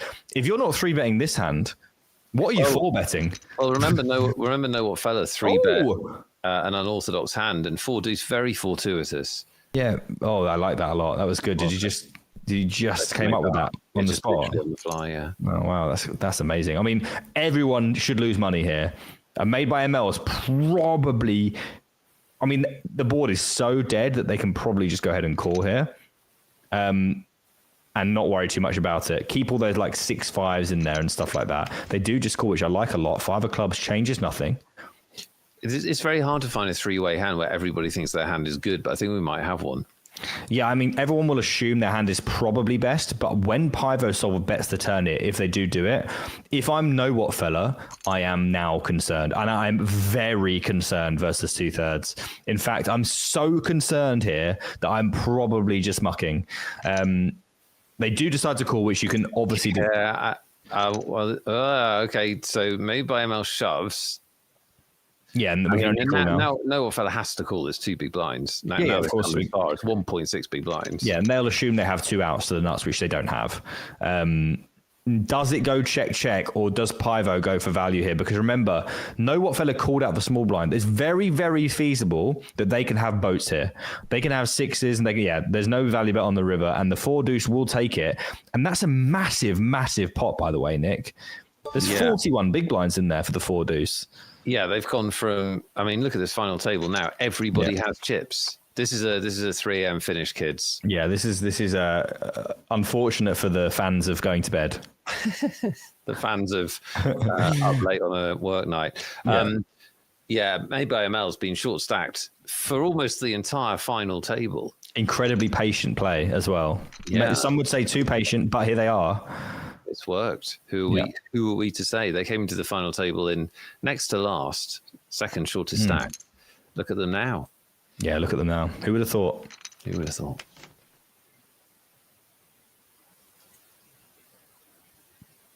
And very, very good flop for Pivo. Not so healthy for Made by ML. One of those spots as Made by ML where you're like, you just got these chips. Oh, I can finally do something. I'm not hamstrung anymore. And you start firing chips in with blue cards on a green board, and you just think, why am I here on the river? I know that feeling. Having said that, if they were to find another barrel here, Pivo Solver's spot would be very interesting. Okay, I think Pivo may jam here. I think Pivo may shove. Yeah, people are just addicted to this play now, where if you have the nut flush card, singleton card, you just have to put loads of chips in. Oh, they folded. Wow, Yeah, I'm surprised. The line didn't seem all that strong from Made by ML. I mean, really, would they bet that sizing with a flush? I don't think so. Although, bear in mind, Made by ML's been very quiet at this final table, so probably getting too much credit effectively. Yeah, but again, having the nut removal against a player that hasn't been active and has just got these chips, Nick. I just want nut removal banned from your mouth. You don't want nut removal. So you don't want the nuts removed? Nut removal. Is that what you're saying? Makes me squeal. Don't want it. Just not where I want to be. Let it be known that Nick does not want the nuts removed. I don't. I'm very happy with them where they are. Thanks. Top pair versus bottom set. Well, this is another. We're picking up. We moaned it in, Nick. We got a lot of action. We didn't have enough action hands. We've got them now. Yeah, it's a blind versus blind. It's not blind versus blind, is it? It's cut off versus big blind. Yeah. And Know What Fella will probably go for something in the region of 40 to 50% pot here. I'll hand it, while it's been downgraded a little bit, we still are very happy to value bet. And it's a bit small for me. But we do go for a smaller bet, and Raw Dog will now be forced to call hands such as this, although they probably would have also called it versus larger as well. Yeah, I'm a bit old school. I'm not really sure about small bets with sets on the turn when there's a 3 fush. I don't know. No, you definitely don't want to be going massive, but at the same time, a slightly healthier bet. I definitely think that's in order. Yeah, we definitely need to value bet this. The 10 is not overly scary because it's not really clear what straights our opponent makes here. Like, they don't have ace king, obviously. The 8-9 seems unlikely. Like, how do they get here with an 8-9? So, unless they were already winning. So this is a very, very, very healthy spot to be value betting. No problem at all here. And I don't. Yeah, it's a big healthy bet. Our hand is worth this much money. You know, it's a very, very good hand. And you know, we're very, very even now. I mean, about as even as we've been all day. Chop. Full-weight chop, guys. Yeah, getting Nick's in bed. He's getting old, guys. We need him in bed. Goes home happy. Everyone would take home like. What have we got? We're playing for about 20 grand. Everyone can take home about 5 grand. Who says no? Yeah, I mean, you have to imagine that, and we're poker players, you know, you have to imagine that someone thinks they're better than everyone else, or maybe all of them do. So every poker player does. I personally would be ticking the box because I'm not convinced that I am. It's that thing where it's only like 87% of drivers think they're above average. Yeah. It's the same with poker players. Yeah, it definitely is. Or maybe even higher than that. A bit more juice here, by the way. This is a very spicy flop. We are blind on blind. Oh my goodness me. I mean, how do we not get money in? The check on the flop, saving probably all the money. I don't see how it doesn't go in if we go for bet on flop. The trap on the turn, very feasibly, Know What Fella could check again back here, by the way. But their hand is has so much equity that they don't even mind getting check raised. So they're just going to fire out, just pushing their equity here. And they are going to get check raised most likely in this spot. Here comes Raw Dog. Does he want to just raise now to shove the river? I think they probably do. And the question is, do they shove a club river? Do they shove a king river? These are really bad rivers when you go bet raise call, you know, for the out position player. So do they find maybe a 10%er on a club? We'll have to see. Obviously, they're going to go all in on a brick, and that is an absolute brick. So Raw Dog all in. Know What Fella will snap fold, and a really, really nice pot to take Raw Dog into the chip lead. Yeah, I can remember when they were short stacked. It wasn't so long ago. 5-6 handed, they were short, but Raw Dog has shown a lot of aggression. They have definitely had some good hands. They've definitely had some good spots, but it's that fatal combination of a player playing well and aggressively and catching cards. Yeah. Always equals many chips. Noodloo's 13th in this free roll. Awesome. How are you all doing in the free roll? Those of you that are in, we like to root for our chat in the free roll. We've got an amazing record in the free roll. Several winners, several deep finishes. How is everyone doing so far tonight? We are in for a long final table, already a decently long final table, so we may well get to see the end of the free roll, certainly close to it. Fox Force is in, Macmillan Sachs, Gurica and Sleepy the Old are all out, unfortunately. Claude Dennis is in. Harry Pokes 48th, go Harry, go Zep, GG, Con Martino, Fishfart, and Claude Dennis and Towers all in. Skull Mindless, are you really first? Are you pulling my chain, or are you actually first in the free roll? Because that is pretty cool if you are. Someone's got to be first. Sharks hanging in there. Yeah, somebody's got to be first. Marks is hanging in there. Bad luck 3N Glenn. Joe Moggy's 100th. Nice. Good luck everyone in the free roll. Balbin's still in. Babuin still in. Skull Minus, Are you really first? That is a lot of fun if you are. Another juicy flop, by the way. Cut off first big blind this time. Top pair for the big blind. Probably no check raises here for Pivo. And oh my goodness me, Nick. 2 pair versus flush on the turn. I mean, you have to worry for Pivo here. They're definitely going to lose some chips. How many are they going to lose? Another great spot for Raw Dog. You have to say that Pivo, after like playing the big stack a little bit aggressively, not doing too much wrong, has really like run into it in Yeah. several different spots. Yeah, there's a chance that this river saves them. And the reason is that this river does give Raw Dog some significantly better hands than two pair.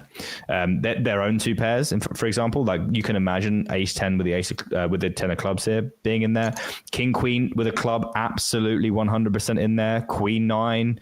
A lot of hands that just get there for Raw Dog and not really super clear from the cutoff what kind of hand you'd want to bluff with here. You want to have a club. How do you have a club here? Maybe King 10 off with the king of clubs. That would probably make the most sense. It's not loads of hands is my point. And maybe that even just checks back and takes it showdown. So a pretty tough spot to be bluffing, a pretty under bluff sizing. And probably at this point, you can't imagine a worse hand value betting. So ace 4, for example, I don't think you're going to be potting with. So Pivo Solver has a bluff catcher. Does he think that Raw Dog's bluffing enough? No. Good fold, very disciplined, because I admire that kind of fold. Obviously, it's a decent fold in itself, but also things haven't been going their way lately.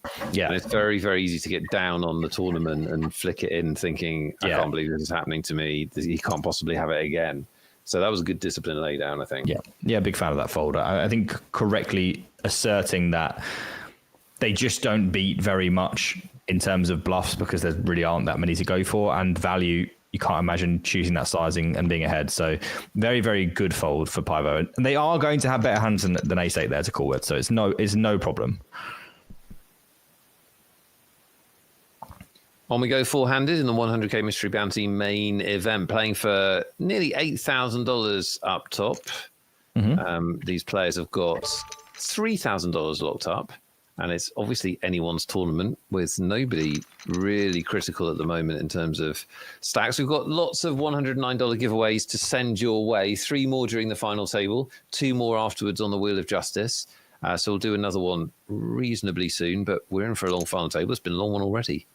Yeah, it has, yeah. I mean, sometimes it's done by now. It's certainly not today. You're right, Nick. Are you getting 10-handed in Bucharest vibes? Oh, my God. No, I mean, that was something else. I mean, to be honest, though, that was really funny.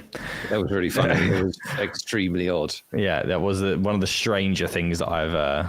I mean, I've not done loads of commentary, but that was definitely the most ridiculous thing I've ever commentated on. I have done loads of commentary, and it was like top 5 weird things I've commentated on. We did have a good time, though. People were just folding ace 10 suited on 5 bigs to make the FT. If you didn't see the live stream, me and Nick were commentating from on the Bucharest tournament. There were 10 players left. 9 made the final table, or 9 and 8, one of the two. Yeah.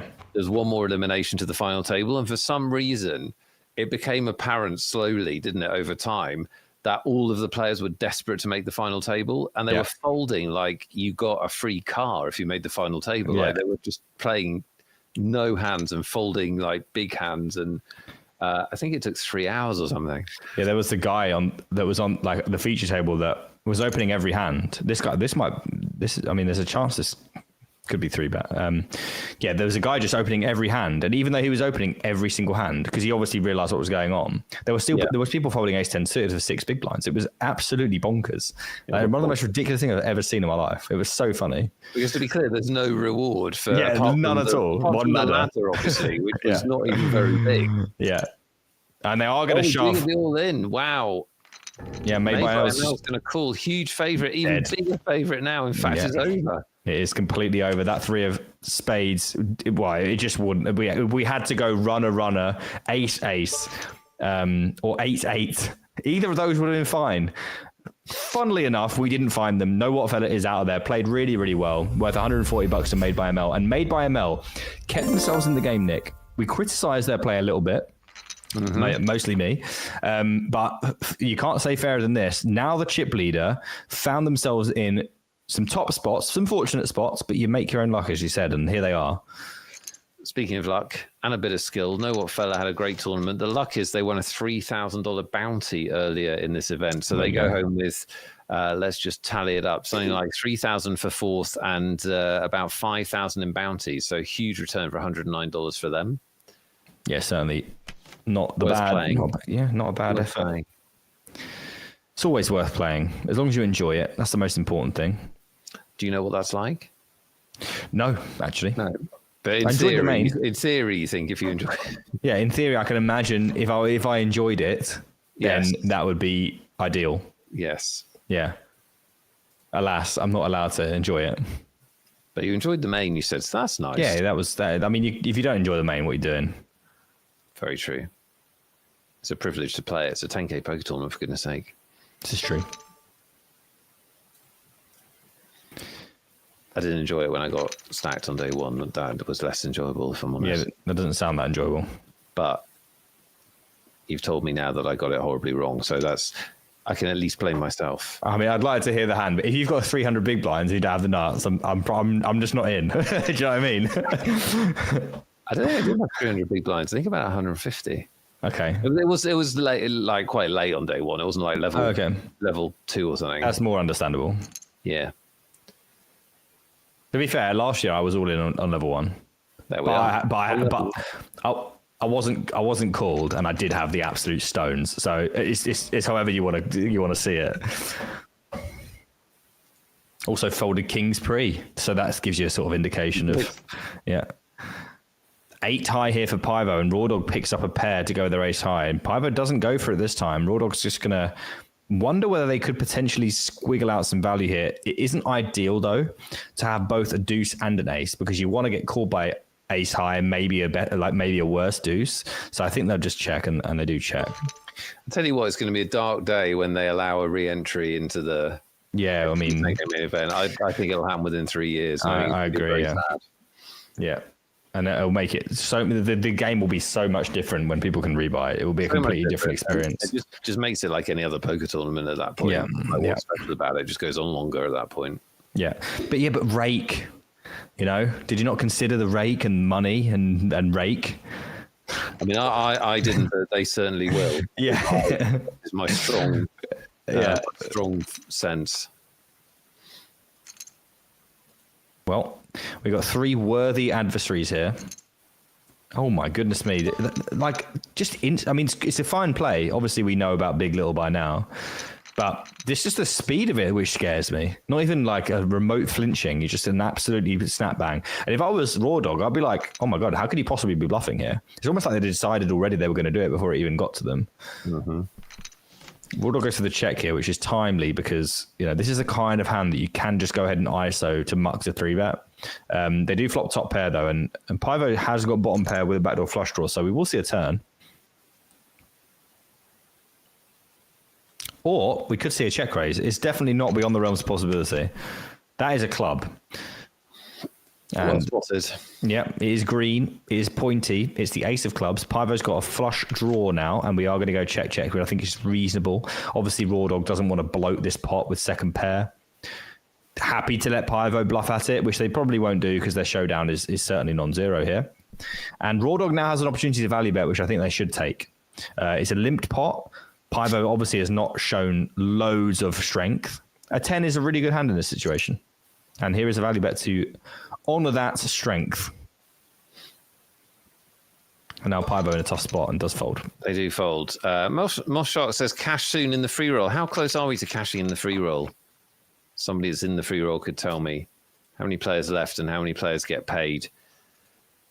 Doesn't matter how big the cash is. When you hit a cash in any tournament, you've achieved something. You've beaten whatever it is, 80% of the field. I wondered whether Pivo might jam the 18 there with deuces. They have been very, very aggressive. I wouldn't have necessarily agreed with it, but I just imagine it's something that they could have done. 40 away from the money. Make sure you tell me when we hit the money. We'll celebrate anyone that cashes. We'll give them a shout out. We'll definitely be on the air. Let's do a giveaway. It's a $109 ticket giveaway. You heard me correctly. Huge tickets. You could play in an event like this, just like Noob Frost Mage did in our chat and finished 10th in this, winning hundreds of dollars. A little bit of an action flop. A little bit. I mean, you can't really ask for much. 300, you're not going to get loads and loads of sick coolers. When you do, you'll be all in. But this one is about as action-packed as it gets. Having said that, nobody's put a dime in that they didn't have to put in. And now... Peter out. Peter out. I don't want any analysis on it, Nick. What I want to do... Sorry. No, you're good. What I want to do is give the people a ticket. That's what I want to do. We're going to do a keyword giveaway. All that means is you type in the keyword when it's revealed. If you don't understand what I'm saying, just copy what everyone else is doing in chat. You must be in Pivo Solver wins this. That'll help them stay competitive. No analysis. Just reporting. Fair enough. You must be in Twitch chat to play this. If you're watching us on YouTube, jump over to 888 Poker TV on Twitch to enter the keyword giveaway. The keyword has been chosen by Lime. So it's her fault if you don't win. Jokes. Nothing's Lime's fault. She's magnificent. The keyword is no secrets. No secrets. To honor It's a Secret. Still don't know what that was all about. No secrets. NOSECrets. Secrets. No secrets. Type it in. That's all you have to do. The easiest $109 in tournament equity you'll ever make if you are randomly selected in about 2 minutes' time. Type no secrets. Good luck. And we do have a winner of the race between ending this final table and Alexander Isak joining Liverpool. Oh, has it been revealed? Official. It's been revealed. I love how we spend like hundreds of millions of dollars on these players. Me too, man. Players, and then our reveal is just them sitting on a chair. He is indeed sitting on a chair. I can confirm chairs are being sat on. No production values of any kind. Other clubs are doing all these like Hollywood movies and shit, and we've just got here's Alexander on a chair. I mean, he does look very beautiful, I have to say. Yes. He's very lanky. He's a very lean chap. Yeah. I can't wait to. I'll dive into that. But first of all, we have a three-handed FT to. We basically have lost your brain, haven't we? Your brain is now. Yeah, I'm on Mars. Your brain's now thinking about signing one of the best strikers in the world for Liverpool Football Club. How is the keyword not Isak? Because this is a poker show. Oh yeah, sorry. It's my club stream. Sorry. My bad. That's why. Unfortunately for you. Pivo Solver wins another one. The comeback is on. Yeah, the comeback is on, and bed is not. Bed is not on. No, bed is not on. We're going to be here for the remainder of your 8-8 contract. Yeah. Whereas your 8-8 contract is going to be this final table. That's what this is. Yeah, we can only hope that I get a new one then. I'll just have to say, look, I was midstream. Yeah. It took 4 months. What do you want from me? Exactly. Can't sack me midstream. No. Let me go.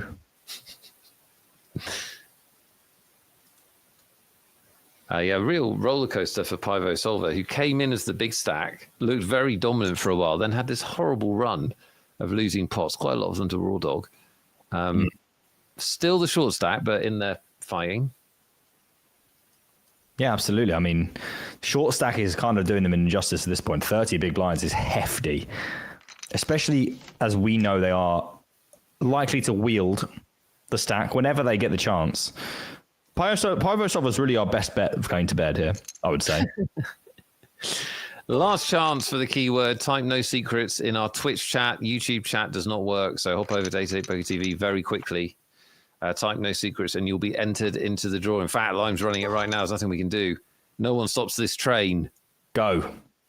Who's won a $109 ticket? It is Ex-Fevronia.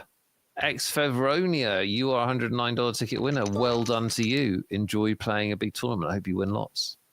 Yeah, I mean, I echo that sentiment entirely. Nothing more to add. Don't win too much because I get jealous and envious.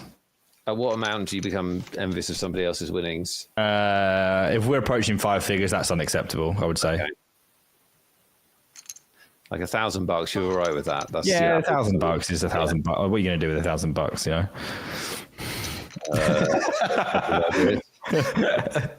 know, a very good weekend. I don't mind having a good weekend. That's okay. Just nothing life changing, you know. Very good flop here for Raw Dog, by the way, and a pair plus club for Pivo. Raw Dog will be very, very happy in the limped pot. There's really nothing more you can ask for than this. And we do get there's been a lot of relinquishing of like weak to medium holdings in like spots where I'm expecting a little bit more resistance. There's been a lot of passivity post flop with those kind of holdings, which I'm interested by.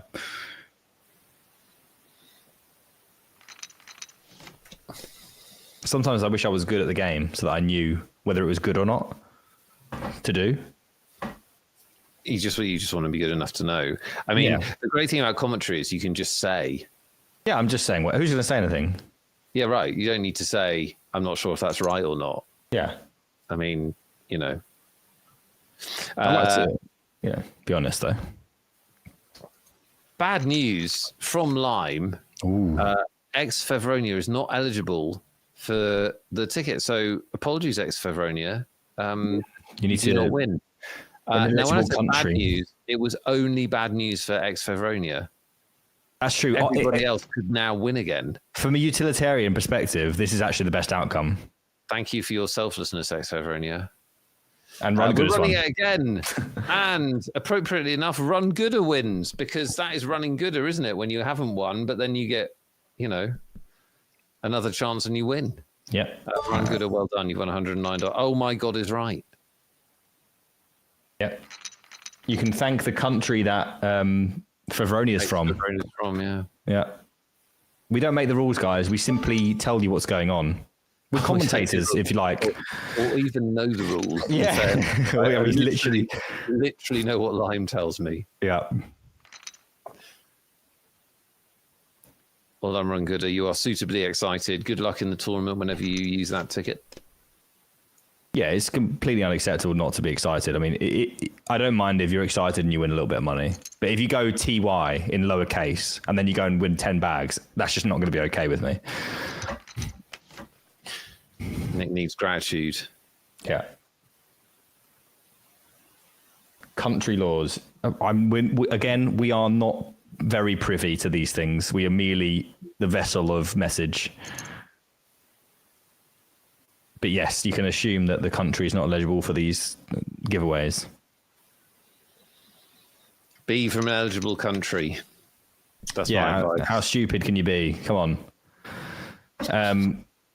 6 high, by the way. Pivo Silva didn't fancy bluffing the river. Raw Dog picked up a pair of kings, considering a value bet, but I think, as they think, that it probably is on the thin side. We go for the tap back, and king is good. Raw Dog up to 60 bigs. Yeah, lots can happen, but for the last 30, 40 minutes, Raw Dogs look like the most likely winner of this. Apparently Romania is no longer eligible. Who knew? That's the issue we're having. Well, there has been some new rules floating about, which I have to be honest, I don't know. But it does sound like that has changed. We've learned one of them, and that is that Romanian-based people can't win. Yes, no Romanians. There you go. You've made Nick sad. How do you feel? 10-5 off, another one of those hands you could definitely just go ahead and ISO if you wanted to. This time we're just going to see check. And, I mean, a 10 high board would have been much more calamitous for Raw Dog. The king could save them. Pivo smacks this board and goes for pot, by the way. Yeah, these two have an interesting dynamic, don't they? A lot of tussles. Yeah. I'm expecting call, but I've expected a lot of call today on flop, and there's been a lot of folding. This one is probably just a little bit too strong. But now when you see another barrel, even though it is Pivo, this is starting to get a little bit rough. Obviously, there is a lot of available bluffs, but when you think that a lot of the straight draws probably oh my god, well, they're just going to have to double them up. If you're Pivo, does a double up? Yeah, it's just there's no more interesting things to say, sadly. Pivo is going to double up, and we're going to be here until 7 a.m. There we go.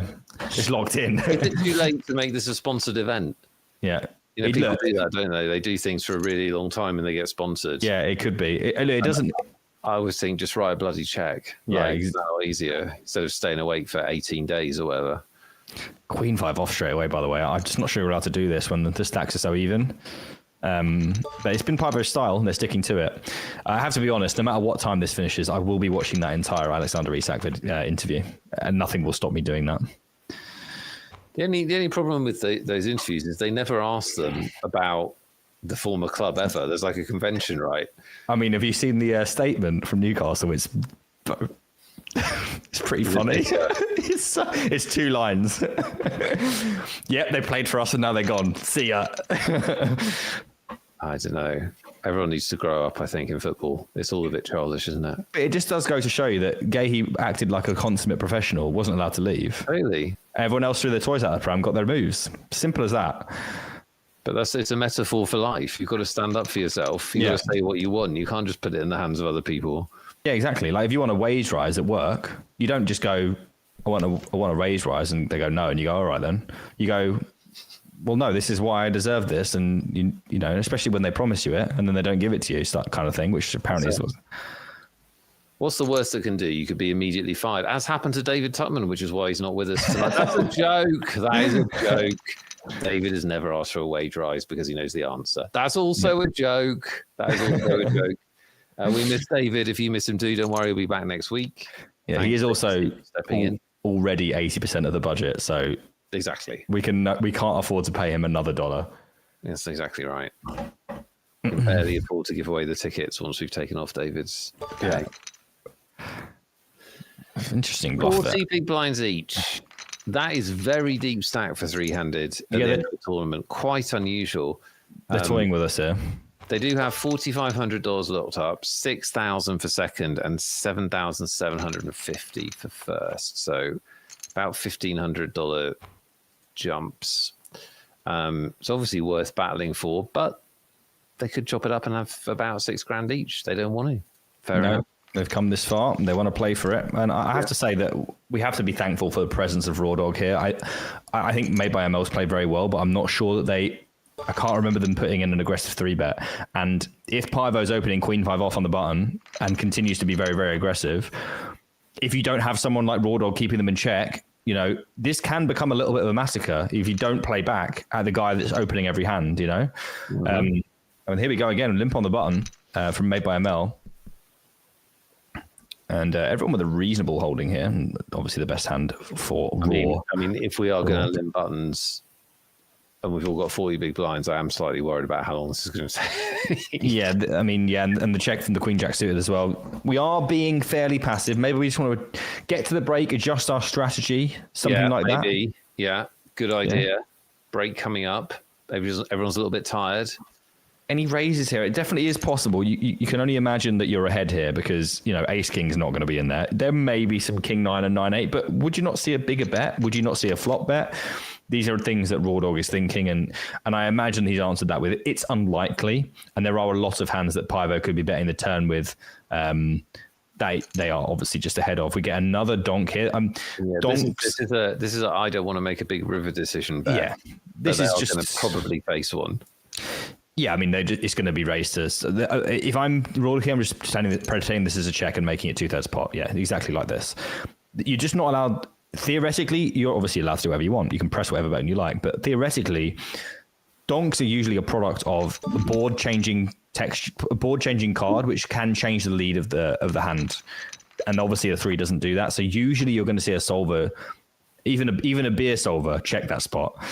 This time we did see a little bit of a random donk, and I think, like you said, sort of just playing the strength of the hand, which is generally speaking not what you want to do. Oh, wow. We are picking up the strength of hands a little bit, Nick. It has to be said. The random number generator has heard your plea. Yeah, the random number generator also wants to watch the Alexander Isak interview. We do have a flush draw here against bottom trips, which should at least see some money entering into the pot here. Now Raw Dog on the paired board. We'll obviously go for another bet here. And the reason I mentioned the paired board is that we don't have an overcard to the king, obviously, with the Queen 10. So it is, although unlikely, it is possible, for now at least, that we are dead to something like 6-4. But it's also possible that the river that we hit, not in this case, but the river that we hit being a spade gives Raw Dog still the best hand. For example, if they had a different deuce, and it was the deuce of spades, you could end up value owning yourself by getting there. So this is a situation where I'd probably just let this one go. I'd rather have an overcard. I'd obviously rather the board not be paired. Having both of those things going against me, I'm just going to let it go. You and Made by ML are... 2 stains in a pod. Weak. Yes. Where's the fight? Raw Dog has the chip lead. Will they relinquish it? They've definitely been the most aggressive player. We're closing in on a break. We do still have 2 $109 tickets to give away. And we appreciate you sticking with us through a long final table, but it's been a great battle. And you've still got chances to win prizes. We'll find out how you're getting on in the free roll, which will be in the money by now after the break. I won't do it now because we'll crash the break. But if you are still in that, good luck. Keep fighting. Maybe 1 or 2 more hands. Let's see if anything significant happens. Yeah, I mean, this a couple of half-decent holdings here. Raw Dog has been 3-betting a fairly significant amount of the time against the button opening range that we know is on the weaker side. This time does decide to just go ahead and call. And a pair for Pivo. And this will be our last hand before the break. And we will go into a third hour, Nick, and we will soldier on. Well, not even soldier on, Nick. We will thrust forward valiantly. Yes, thrust is the operative word. That's right. That's true, Rash. So I have chances to win tickets, Nick's just said. Yes, if you're eligible to win a ticket and you play our stupid game after the break, you've got a chance. Yeah, that's all you need, a chance. It'll probably happen for you, I think. I've got a good feeling about this. Disclaimer, it probably won't happen. But you'll be in it to win it.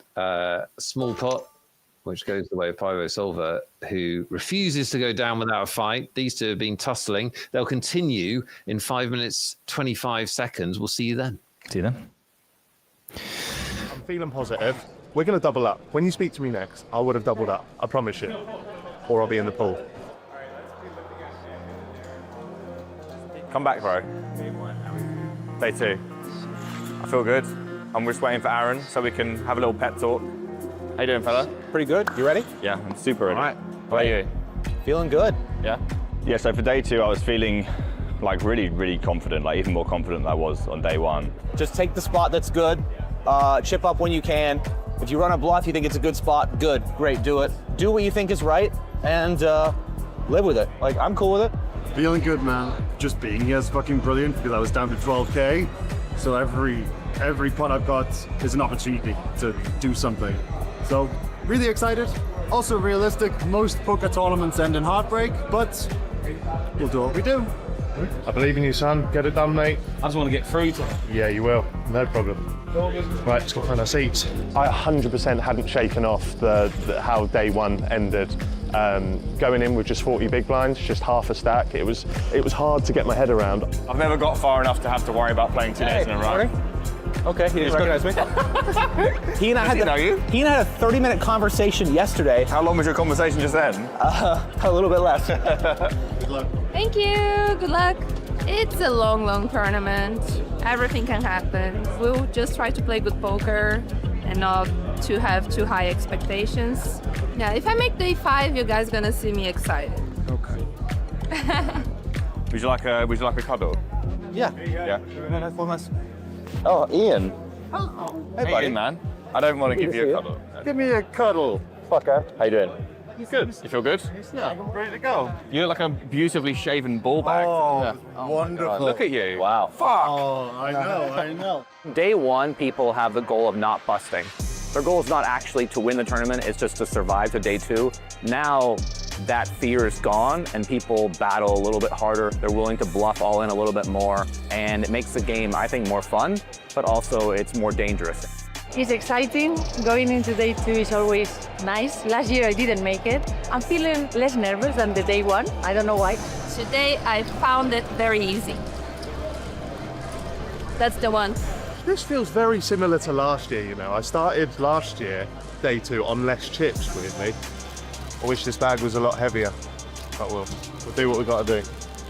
It's hard not to feel deflated because I had such a stack all the way through day 1, and I sort of just dusted it off in the last hour. It looks like I'm short because I don't have a lot of chips.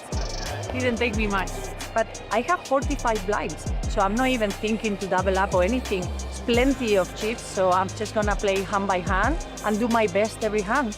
We're just heading into the Thunderdome now. It really makes you feel like you're in the main, and the lights are much less harsh in here, which is nice. This one? Yeah. That was lucky. First person I asked. It can only go up from here, or I could be out. But I'm feeling positive. We're going to double up. When you speak to me next, I would have doubled up. I promise you. Or I'll be in the pool.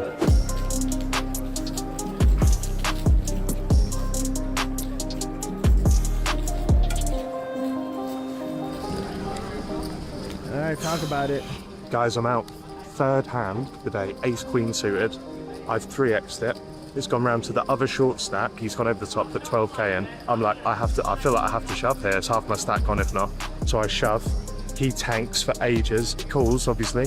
Shows jacks. I have ace queen of spades. One spade on the flop, spade on the turn. So I need any ace, any queen, any spade. With he takes the lot, and I'm out. Third hand of the day. I thought this is the moment. I have to do it. If I fold this now, I'm going to be spending the rest of the day waiting for a moment like that. If I find myself in a spot, which I should play, I should shove it, get it in, I'm going to do that. And I played 3 hands today. Okay, I guess I'm going to go for a run, try and blow off some steam. But I'm just going to be thinking of my cousin Sonny all day now, and hopefully we'll be back next year, and hopefully I'll do you proud then. But yeah, I can't lie, I'm gutted. Ace queen suited, third hand of the day. Mindset starting day 2, pretty similar to my mindset going into day 1, and it was just sort of battling.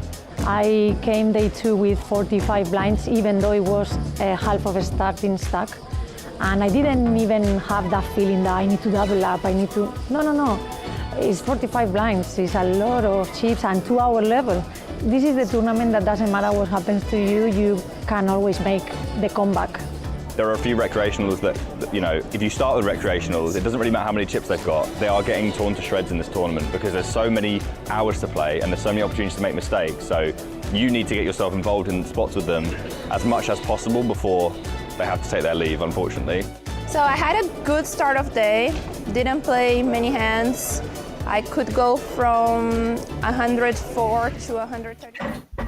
Welcome back to another Magic Monday final table. This one is 100k Mystery Bounty main event. We've got 3 gladiators that have battled through 2 days of online poker, and they are still fighting really hard to win this title. $7,700 up top.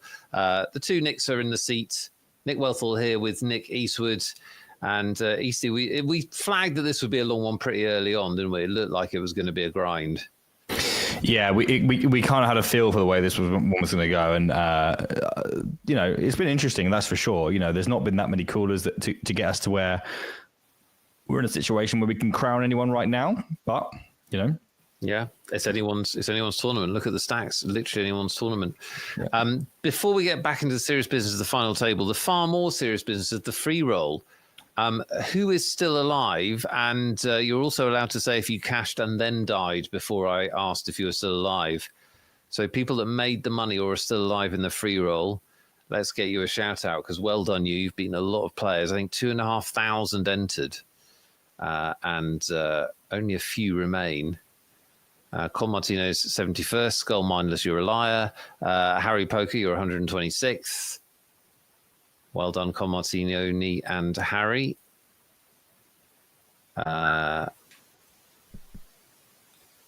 This is not as good as usual, boys and girls. Just two free roll winners. Surely not. Must be some people in there. They're just Marks concentrating hard. Nice stuff, Marks. Well done. Chat is trolling us. Yeah, they're getting a bit cocky. Cindy Bear cashed and died. What a way to go, though. Well played, Cindy. Yeah, with money. Exactly. You flamed out in the most glorious way. We do have a rather appealing open here for Made by ML. Lubitus, are you really 10th? That's awesome if you are. Fishfart 203rd. Guilt, you're still in. Good luck. Gedemonus busted. Bad luck. Good luck if you're still in. Well done on cashing if you did that. Thanks for playing if you didn't. Yeah, indeed. Got some rather terrible hands here. Did you have time in the 5 minutes to absorb any ESAT content, Nick? I didn't actually. No, I was giving my girlfriend a pep talk. She is in the final 7 of her day 2. So, what is it? What's she playing? She is playing a tournament, $109 tournament. It's not this one. It's another one. Yeah, there's some money up top. So I thought Nice. I'd impart my significant experience and wisdom on final tables to her. What did you say? The time I was on one, here's what I did. Yeah, the one time 3 years ago that I was on a final table, I actually came 7th. So, top So- that. One more ladder up and Yeah. you've beaten me. Yeah, literally. So yeah, that's what I did. I put her above Isak, which I probably shouldn't do. I think you should do that. I'll be You think? honest. Yeah. Well, I mean, it is a close call as to who's going to give you more pleasure over the next few years, but that's not my business. it's definitely not. It's definitely Isak. Wow. What are you saying? Well, she knows her place. It's fine. I know, but I just don't think you should say these things. It's just, you have to be open and honest in relationships. I don't agree with that. That's a terrible idea. You can tell you're young. My truth is, gangly Swedes are going to make me happy. Well, Happier. yeah, that's true, but not. We're thinking about different ones. I So think. you can't say that. I can say at least mine's in. Trust me, understandable. open and honest does not make a successful relationship. I don't know where you picked up this Okay, noted. modern woke idea, but it's nonsense. Sorry about that. Exactly, it's the pitch. She's taking notes and it will come back to bite you. True story. I believe in her. She's got a good style. At poker. Yeah, only at poker. Oh. It's good to have a good style at poker. We haven't had many cards above a 10 Yeah, so far. go on, talk this up. I'll give you £5. Okay, well, we've got a limp here on the button from Queen 8 of spades. And the reason we've gone a limp here is because we don't want to get 3-bet and waste our equity with a really reasonable, middling sort of hand. And Made by Earl has flopped a flush with a straight flush draw. And that's a good hand. That is a very good hand. And no one else really with any particular meat on the bone, as it were. I say that they've got 5 high and queen high. Having said that, the 5 high is going to take the betting first like step. a hero. Yep. You love to see it. Oh wow! Oh, Imagine. now they can go absolutely crazy. Well, they can, but do they? Like this? What do you expect Made by ML to have here? They can easily have a lot of Small 6 and 7x here. Yeah, I mean, but they check the flop as well. Like they are going to bluff. I guess this is just too small, so you're never going to get a. Well, that's my note to them was absolutely crazy, not half pot. I mean, Yeah, not half pot. That doesn't. I don't think that folds enough. doesn't do shit. No, that's exactly what I meant. Yeah. Yeah. Entertain myself. We're at that stage of the evening. Stay tuned. I could easily get fired in the next half hour. At least you wouldn't have to be here at 10 past 10 next week. Exactly. Oh, well, I like being here. Yeah, me too. We're in good moods, It's been a good weekend for us. It's been a good day for us on the whole. Good We time to can't be a complain. Liverpool fan. No question about that. Good time Yeah. to be a poker fan. Always a good time to be a poker fan. Yeah, absolutely. Are you playing in London, Nick? Oh, absolutely. I'll be there.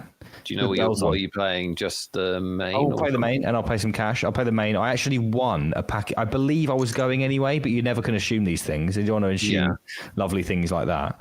But I did win the Barcelona sit and go against the team, as you'll know, as a commentator of that game. I believe I did commentate on that, yes. And I won a package to London 20 minutes down the road. So, Travel expenses included, hopefully. Yeah, exactly. My 20 quid trade £8.50 fare. in it. Yeah. So hopefully, I'm in the main. And what is going on here, by the way? Made by ML is just doing the first thing that they've done out of order all day, pretty much. Going for the min click 3-bet with queen high on an ace high board, double pair. That is in context of watching 2 hours of this. That is one of the most random plays I think I've seen on a Magic Monday show. It was almost like maybe they misclicked. Yeah. But no, what, maybe they're not. continuing. I mean, Maybe not. If you're raw, it's very similar to the situation I was describing earlier when ML had the queen 10 suited and folded on the paired board with no overcards. We could see something similar here. We don't see it, and a flush for raw dog. Well, Made by ML might go broke here because Yeah, they easily decided could. to bluff at this hand. and it's a card you can. We'll look to them as if they can bluff. Oh, no, it's not saved going to them. happen. They've saved them. That's amazing. I think maybe ML would have gone broke. I mean, the one thing that may have stayed their hand is the fact that it was 1/3 pot back. Have you heard of Caro's law of loose wiring, Nick Eastwood? No, but I am pretty excited to hear about it. So Mike Caro was a poker writer before my time. He was a long time ago. I think maybe the 70s or something. And he explained poker in very humanistic terms rather than analytical, probability terms. And he said you always have to remember poker is played by people. They know that bluffing is part of poker. So no matter how tight they've been, there's always the possibility they've woken up and decided to bluff because they don't make congruent, logical decisions and they don't stick to one course of action. They do in fact have loose wiring in their brains because all humans have loose wiring in their brains. So Made by ML has sat there, played really passive, been a short stack for the most of the time, seen everyone decide to make moves, and suddenly, out of absolutely nowhere, has decided that was the pot they were going to make a play at. Yeah, you can't explain it. It's just loose wiring. Yeah, you really can't. I mean, I guess that is a way of explaining it in a way. But a very, very strange situation to take a stand in. Maybe they were hoping that their image would. I mean, it was not just the image, but the board texture as well. It just looks like they've got a 9. Do you know what I mean? Like it's very strange. If I'm Raw Dog, I'm thinking this guy's got a 9, and if I hit a spade, I'll get the lot. So they'll be very interested. You 100%. I mean, from that point of view, it's a genius bluff, really. Because absolutely. It's unlucky. You would give them credit. Yeah. If you played with them for the last 2 hours, you would definitely give them credit. Yeah.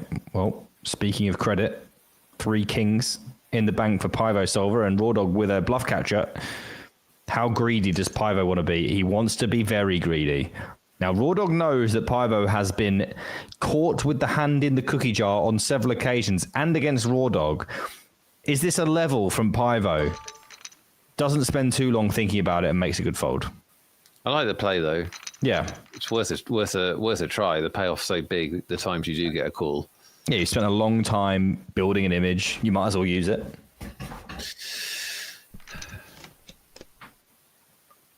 Rono Jono has just entered the keyword giveaway. Let's see if that strategy pays off for them.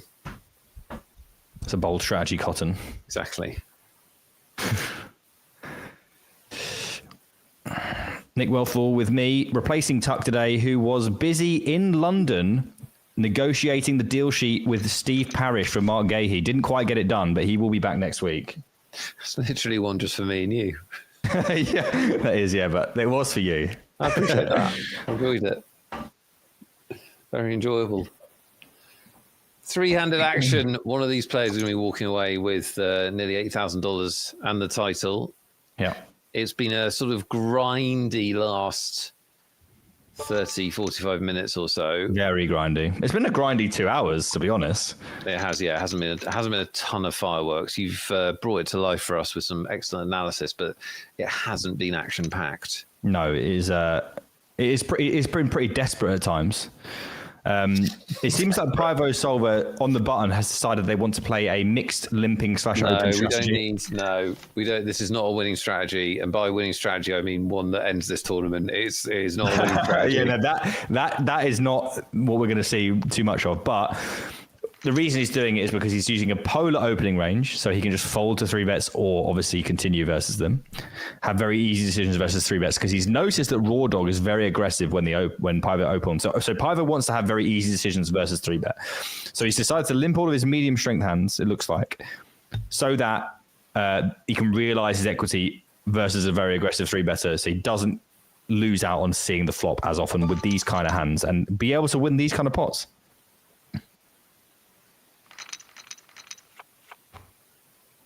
Blah, blah, blah. Yeah. I mean, what you said was absolutely right. Yeah. You just look bored, so I just thought I'd say it for you. Oh, I don't think bored. How dare you?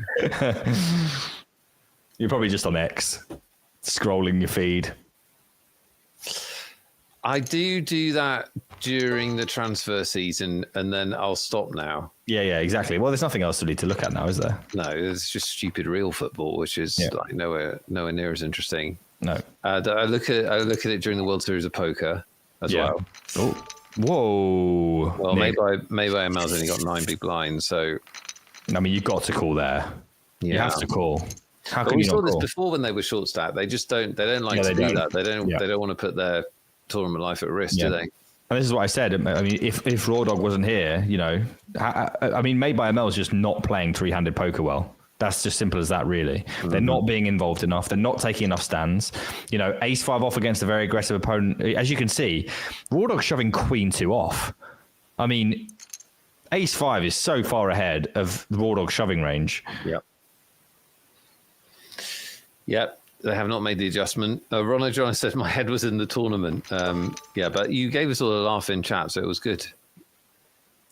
All in good fun. But you will not be winning the keyword giveaway. That's a fact. I want to break that to you, I'm afraid. Somebody will be winning a $109 ticket though, because we've got 2 more to give away, which we'll do very shortly. I tell you what, we'll do it when it goes heads up. I will ask Nick a question, and 2 of you will be winning $109 tickets. Well, Raw Dog now is turning up the gas because they know that obviously 6 big blind stack doesn't want to get it in, seemingly. Pivo has to respect the big blind, the 7 big blind stack. It looks like maybe Raw Dog will have to call this off, by the way, which is ugly, but it's just a product of 4.8 into 10, so 2-1 on their money, three-handed against the players. Yeah, Very wide, they do call. Yep, and there are some potential here, a 5 or a 6, and there are neither of those on the river. And I am right, aren't I? 5 or 6 is good, yeah. And King 9 will take it. I told you if you weren't, don't worry. Yeah, I just wondered if it was just a bit late in the day for me to be getting outs right. I mean, getting outs right is definitely not as easy as it looks. Yeah, no. When you're talking about the hand as it's happening in the cards being dealt, it is pressure. It's tricky. Made by ML, this has been their MO as opposed to their ML, which is to get short stack, play passively, get all in, win the hand, and then rebuild. So let's see if they can come back again. Yeah, I mean, there's nothing stopping them. You know, we could. What I would say is if they do get heads up, I worry for them a little bit. If they don't change the angle of attack, if there is indeed an angle of attack right now, I would be concerned that they might get a little bit run over by either of these players heads up. But it doesn't mean they can't pick up some hands or change their speed a little bit. No, absolutely. And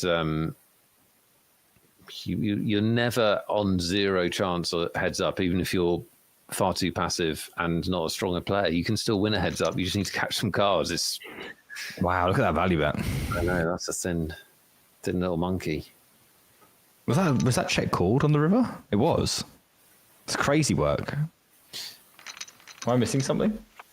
I think Kings. It was He's going to shove. And he's going to be in awful shape. I think Made by ML might call the Kings, and they do. And that is not very helpful to the King 7. And here we are again, Nick. 30 big blinds are Made by ML, who just seems to fold their way down and then get Kings. They've sold poker tournaments, basically. Yeah. Make random moves, slowly get rid of your chips, get all in, win a couple of them, get back up, hang around and watch your prize money go up. That's the basic. It's very clever. He's got it all figured out. Yeah, it's a good formula. Get the limp from the 7-6. Pivo may well ISO here. Does not. And a 6 for both players. In a limped pot, any pair is decent, you have to imagine, especially when there's an ace as the other card, because, you know, you'd expect someone to be aggressive with an ace. And a bit of a weird turn bet here. We do pick up 2 pair as Pivo, who, barring, well, a broken deck, will be winning this one.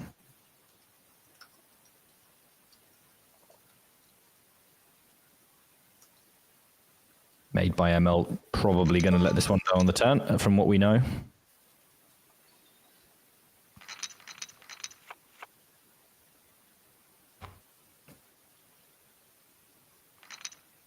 And we are back to where we were, Nick. I hope you haven't got to be up early tomorrow. Oh my God. Are the blinds going up as they usually do in tournaments, or I think they are, but we've actually moaned it in here. We've got straight versus flush, BDD. Potential action. Yeah, 20 bigs. I mean, if this bricks out, I expect Raw Dog to lose 20 big blinds here. Yes.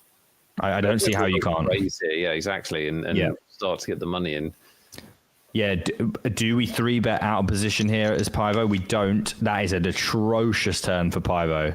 I mean, they've probably done the right thing, letting one come off, but it's just so unfortunate to see that from the perspective of anyone that was hoping to sleep.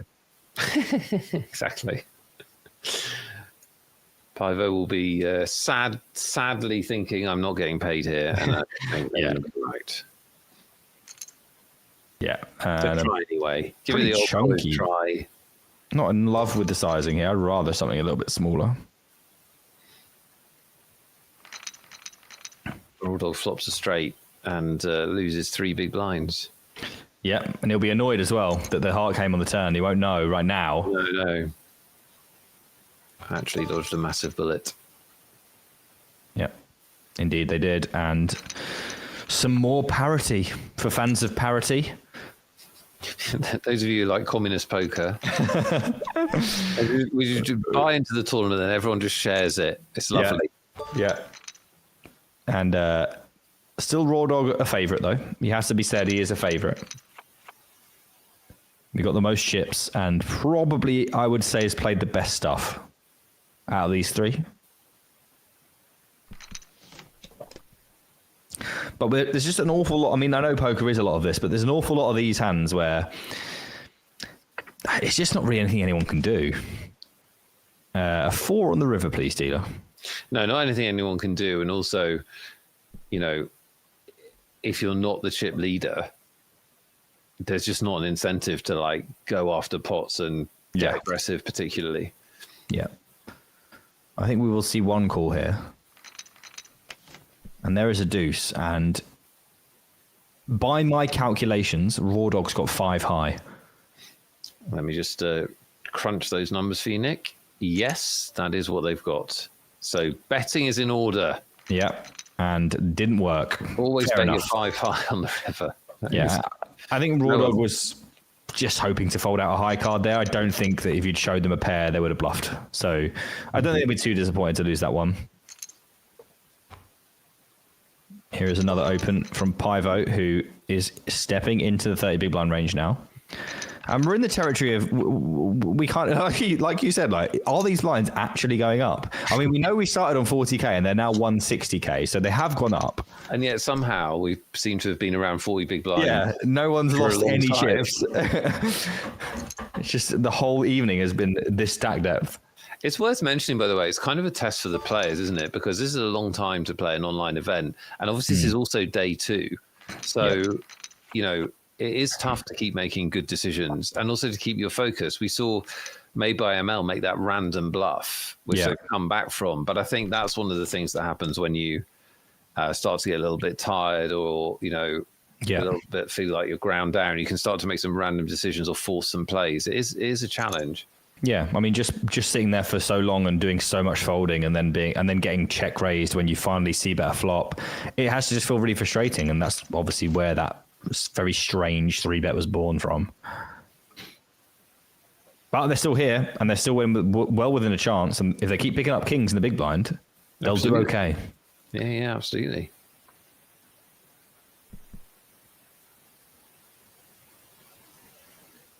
I appreciate they don't have big hands, but could they decide not to bet them quicker? Yeah, that's Come on, true. Let's get some tempo in this, yeah? Let's get some momentum. It's Magic Monday, not Pedestrian Monday. We haven't got... Yeah, that wouldn't make any... It's just not literate, is it? It just doesn't flow. It's not going to get the people in the door. Yeah. Also, if we're here and it turns into Tuesday, well, now our entire branding is bullshit, isn't it? So completely off the wall. So we need to get this done. We have, to be fair to these players, every time the dealer gives them cards, they're pretty bad. It's true. Yeah. Do you want to know what's happening on the channel this week, Nick? Say yes. You've got about 30 seconds of content filled here if you say yes. I would like to know, because do you know why? because it might be me and I've not got it in my diary. No, you're not in it. You're not Okay, cool. involved. Good, You're not good, good. involved. Great poker entertainment every night on 888 Poker TV, provided for you for the princely sum of $0 and 0 cents. $3.99, the best price in the world tomorrow night. Komodo Dragon Jesus takes on the community in our home game show.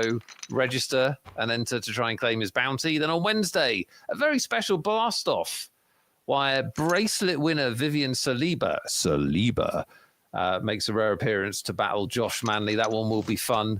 And then on Thursday, Ricardo Mateos, great guy, great streamer, joins us from Portugal for TakeOver Thursday. That's all coming up on the channel. Also coming up is coverage of 888 Live from London, I presume. I'm not doing it, so I almost never know what's going on if I'm not doing it. But I'm sure we've got coverage from there. We do. Far more significantly, come and join us in London. Yes. I'm not sure exactly what day it starts. It's this weekend, maybe it kicks off. Yes, it's going to be next. It's the 4th to the 14th. So yes, it'll be 4th to the 14th. It's Thursday. Starting on Thursday, main event next week, but lots of events there for different buy-ins. Come and enjoy one of our great live events in London. Satellites will be available on the site as well. We hope to see you there. Nick will be there. I'll be there at some point saying hello to people. You mentioned bracelet winner, previously, but did you know we have another bracelet winner in the team now? Did you know that? No. Yeah, Leo Jakora won an online bracelet. Now, and a it's an $250,000, bracelet, but it's still good. How much? $250,000. That's pretty sexy. Yeah, it's not bad. I would say it's above par for an evening. $250,000. Yeah. So yeah, that guy's pretty good. He also ran extraordinarily well, and we absolutely love to see it because he's a very nice guy. Yeah, really nice guy. Good for him. Yeah, Really it's not bad good for him. $250,000 is a nice amount, isn't it? It's a well-rounded number. Yeah, it's not. You're not going to go crazy, are you? You're not going to start like employing a butler or anything like that. But you might buy a house. You're going to buy a house. Right? Well, you might. He's Brazilian, isn't he? Yeah, you could buy 3. He might be able to buy a house. He definitely can. In London, he can buy a potting shed. Yes, he can. Yeah, it's a nice potting shed though for $250, I reckon. Yeah. Don't knock it. Yeah, don't knock it until you potted it. That's right.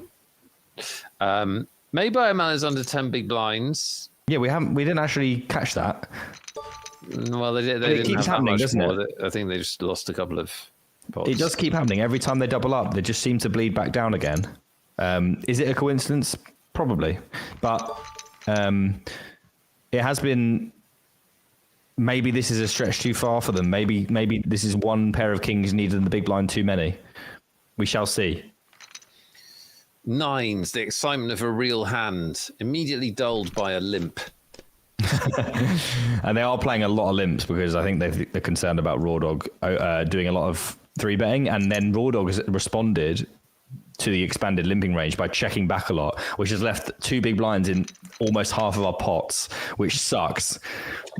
Tune in to Magic Mondays for limped pots. We may need another name. Mundane Monday? Yeah. Or just mundane? Yeah. Mid Mondays. That's what the kids say, isn't it? Yeah. Mid Mondays. Limping Lundy. Is Lundy is French for Monday, right? Yeah. Limping Lundy. Yeah, I suppose it is. Yeah. I've gone too far. Monday. Exactly, Jamie. Yeah. Moderate Monday is here. It's live. Get hyped. Get unhyped, actually. I mean, there is a 1 big blind value bet on this river, so I don't know if you want to hold your horses or not. And you probably already were holding on to them quite tight. Like an enraged Geordie, I want to punch a horse. They are pretty angry right now. I don't know why. Yeah, they did the same thing. Literally the same thing. Yeah, they did literally the same thing. Also, expectations is everything in life, isn't it? The sports washers told them that they were a big club now, even though there was no evidence. Yeah. And so expectations, everything. Yeah, this is true. But they didn't want to be the selling, they didn't want to be a seller. Exactly. It's quite funny though how they ended up paying over double their original bid for Vista. They could have just paid like 40 earlier. Very funny. It is. I mean, they just were far too stubborn. You can't be stubborn in this life. You got to be pragmatic. Yeah. Is Made by ML going to be pragmatic? They keep getting 7 high. It's not ideal. No. Now they've been in this spot, I think, about 3 times, literally 3 times before. I think they've had. You could get 3 bet here, you know. Big blinds. I think Raw Dog. I think Raw Dog's going to 3-bet this. That's my opinion. Do you know why? Why? Big little. And they love a 3-bet anyway. This is why they pay me the big bucks, Nick. Yeah, I can see that. To say big little. Doesn't watch people 3-bet. Whether it's minute 7 or minute 205, you still say big little 3-bet. Yeah. And it always happens, though. People are not regulating these frequencies whatsoever, by the way. Okay, here we go. Is this another double up for Made by ML, or is it the end? Is it time? No, it is definitely it might time. Be time. Oh, it is time. They can't win. Wait, well, they seem to wriggle free. Look, they tried. Look at that. That doesn't even help. Is there another one? No, it's over. There's only 5. Made by ML finishes 3rd. What a battle by them. Short stack warrior that they were. They do take home just under $1,000 in bounties and $4,500 for 3rd place. We're playing heads up poker for about $1,700 in the last 2 bounties. We've hit heads up, which means we're going to give away 2 $109 tickets. I'm going to ask Nick Eastwood a question. You, chat, are going to guess what Nick Eastwood thinks the answer is. It's about Nick Eastwood. I should have a good idea then. Yes, I'm really sorry to you and chat. It got late. I couldn't be asked to be creative. So this is a very uncreative question. You're telling me it's not about Dominic Szoboszlai? It's really not. Oh, wow. But How many inches? it is a question that if you've been paying attention during the show, you've got a great chance of getting close to the answer. Okay. Seems fair enough. 1 guess per player. Lime runs the contest in chat. 2 109 tickets to give away. Big prizes. They must be different values to win. If 2 people are the same distance apart from the correct answer, whoever said it first gets the ticket. Lots of luck to you all. Nick Eastwood, you had a very good run of the World Series of Poker main event. Well done to you. How many hands did you play in that tournament? So how many hands did you voluntarily put in pot in that tournament? Oh, VPIP. Yeah, how many hands did you play in that tournament? Not how many hands was he dealt, chat. How many hands did he play? How many hands did he play? Not how many hands was he dealt. How many hands did he play? You know how long he was in for if you were listening to the show or if you followed his run. Does Nick know how long he was in for? Was he really even there? No, yeah, he was. He does know the answer to this. What does Nick Eastwood think? Lots of luck.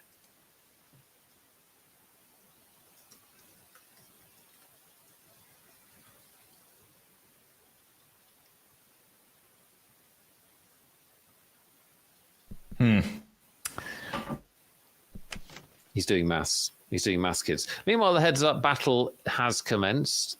And Pivo Silver, as we know, is up against it, not only because they're short of stat, but also because Raw Dog is an aggressive player. Hitting 2 pair while your opponent spikes a pair on the river definitely helps the cause when you're heads up.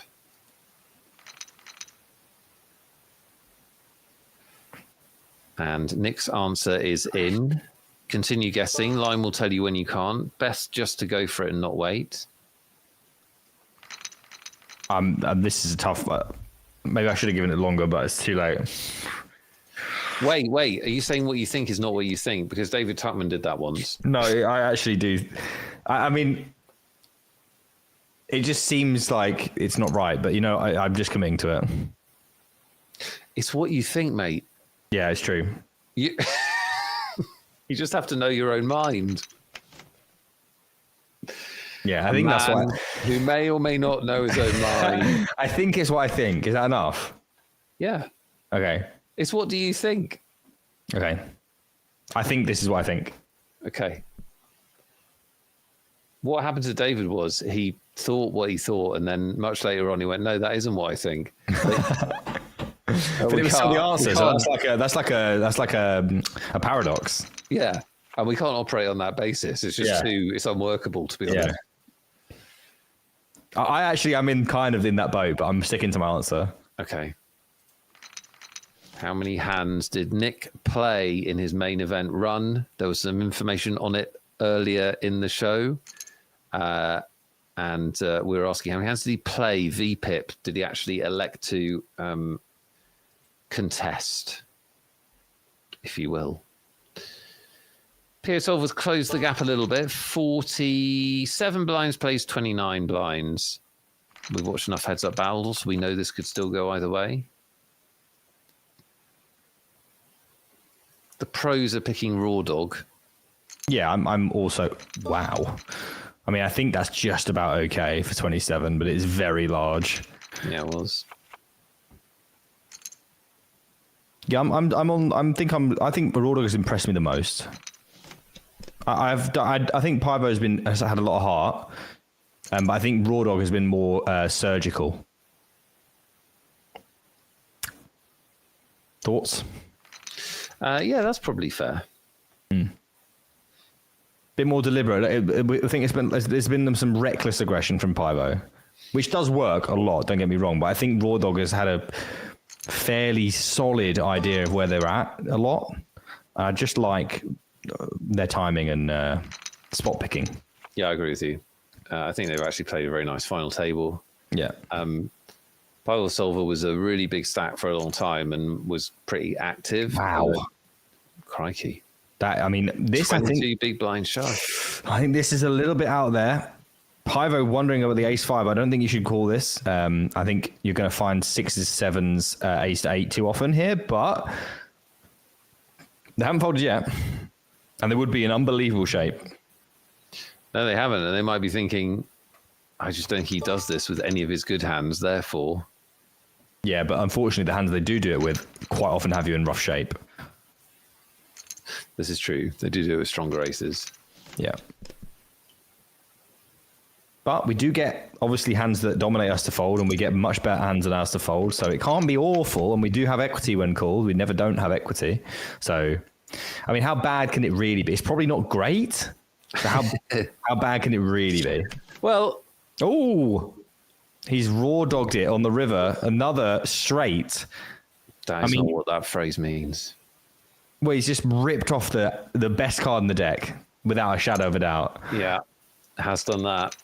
And just a snap call, and Pyvo is now in deep, deep trouble. Yeah, that's grim for Pyvo. I mean, he's not doing much wrong, and it's just not going his way at the moment. But hang in there. It's heads up. It's heads up. It can all change so quickly. We've seen it many, many, many times. We're all in, dealer. They're not going to get called, though. Raw Dog now, you know when you get to this stage of the tournament, you've ground them down a bit, you've worked really hard for a long time. You're looking for that killer blow. You're looking for that hand that just gets it done for you. It's greedy, but it's really hard not to think that way. You're thinking, if I just get that one spot, I can win this tournament. Question for our resident poker pro from the chat from Wayne75. Should I range merge when I know my opponent is capped on the river? No, it's, do you think ISO will be the top scorer in the Premiership? Obviously.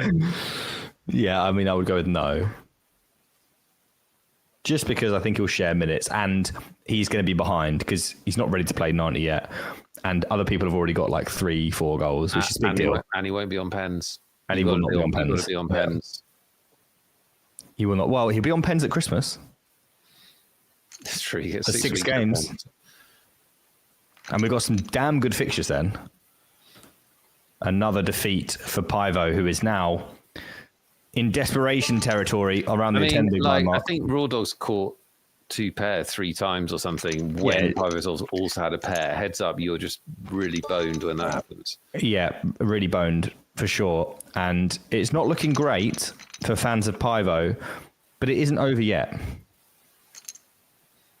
And I have to say, Raw Dog, just relentlessly aggressive, knows that even when called, will have a decent chunk of equity. Only needs to get 10 of those through to really blind out Pyvo. So just hammering on the pressure as they have done all day. Maybe you could argue in this heads-up match it's been a little bit ill-timed. It's been maybe a little bit too aggressive, but it is still working for them. This will definitely be in. You can forget about this one. We'll move along. Yes, we do. Pyvo Silver approaching critical levels.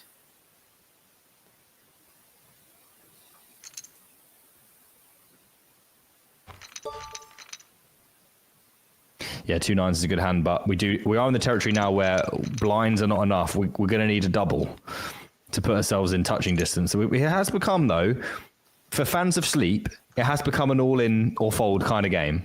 There's no too big blinding. Pivo's thinking about queen 9 off, by the way. Now I'm going to go with it. This could be it. No, they spike a 9. King or There a are jack or a options. queen ends it. It is not. No. No. On we go. A very strange call off for the queen 9. Just had enough. They just decided that Raw Dog can't possibly have every single one of these hands be better than queen 9. This time it was, obviously, as is allowed. And now we're back to a somewhat regular game where Pivo has found themselves at 25 big blinds again, Nick. Yep. Heads up. No limit. Can change in 2 hands, as we know. Pivo Silver wins another hand. He'll be the chip leader. Oh, they're ripping this? It's just too big, right? Yeah, they're going for the limp. Ooh. Yeah, open-ended for Pivo. Yeah, Raw Dog does go for the bet. This is just a value bet. Ace high with a jack. And no thought given to donk there. I thought Pivo may consider it. I think Raw Dog is only going to check back here. And a flush for Pivo. So they will win this hand barring some very strange course of events. Yeah.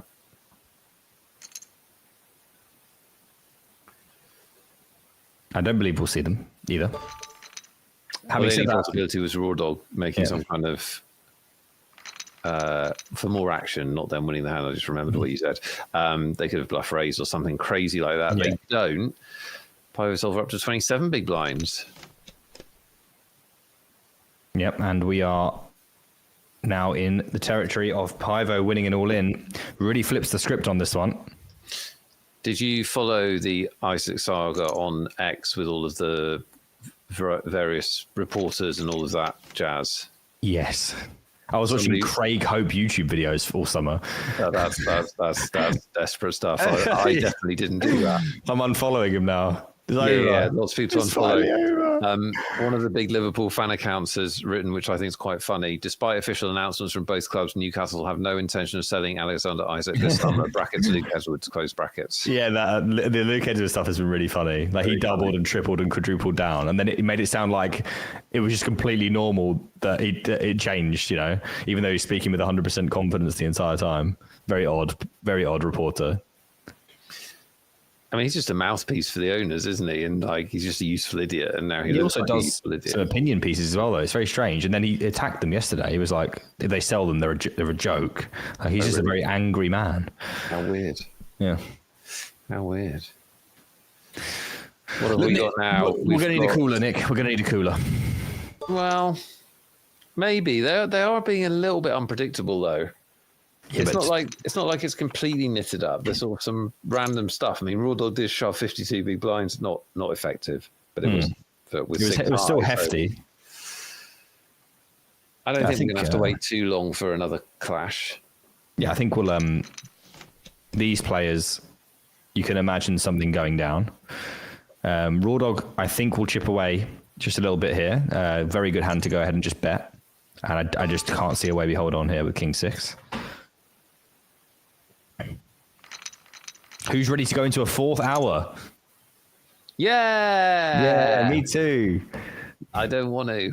I think we've done enough. I'm calling it. Here you go. Nick's called it. This has some potential. Some potential. And here comes the bet. Obviously, no folding yet for Raw Dog. I don't think we'll raise either. Just a call with our medium strength hand and a very reasonable turn.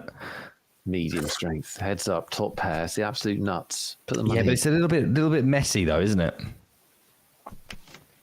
Oh, well then. Ooh, that's straight for Pivo. Now it's not even medium strength, Nick. How would you describe the strength? Now it's poor to quite poor. I accept that. Yeah. Well, regardless, we're going to put some money. Yeah. And Pivo is going to raise to an indeterminate amount of money. Not sure we can go too big here. Sleepy the Old is on his second bottle of wine. More power to you. I wish I was. A very interesting spot for bluffing, but I don't think we should do it. You definitely want to have some full house blockers, but just don't do it. Look at this. Pivo almost back up to 30 bigs. Yeah, they're grinding this back, and maybe they find a way. It's definitely possible. Of course it is. Of course it is. It takes two hands and they could win the tournament. It takes one hand to end it, though, Nick. Also true. Oh, pair over pair. Yeah, you never know. I mean, it's a little bit too big to get in, I think. I don't think we get it in without some help. Having said that, though, bets. What does Power Solver do?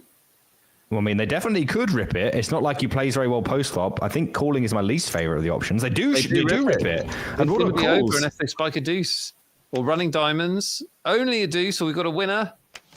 We've raw dogged it. Raw Dog is your champion. Congratulations to them. Yes. After an almighty one of the longer final tables we've had. It seems like when me and you get together, Nick, it goes on for a long time. It does. Tuck said this. He said that whenever you'll be upset because we did a 90-minute one 2 weeks ago. Oh, well, final tables come in all shapes and sizes. This one was a good battle.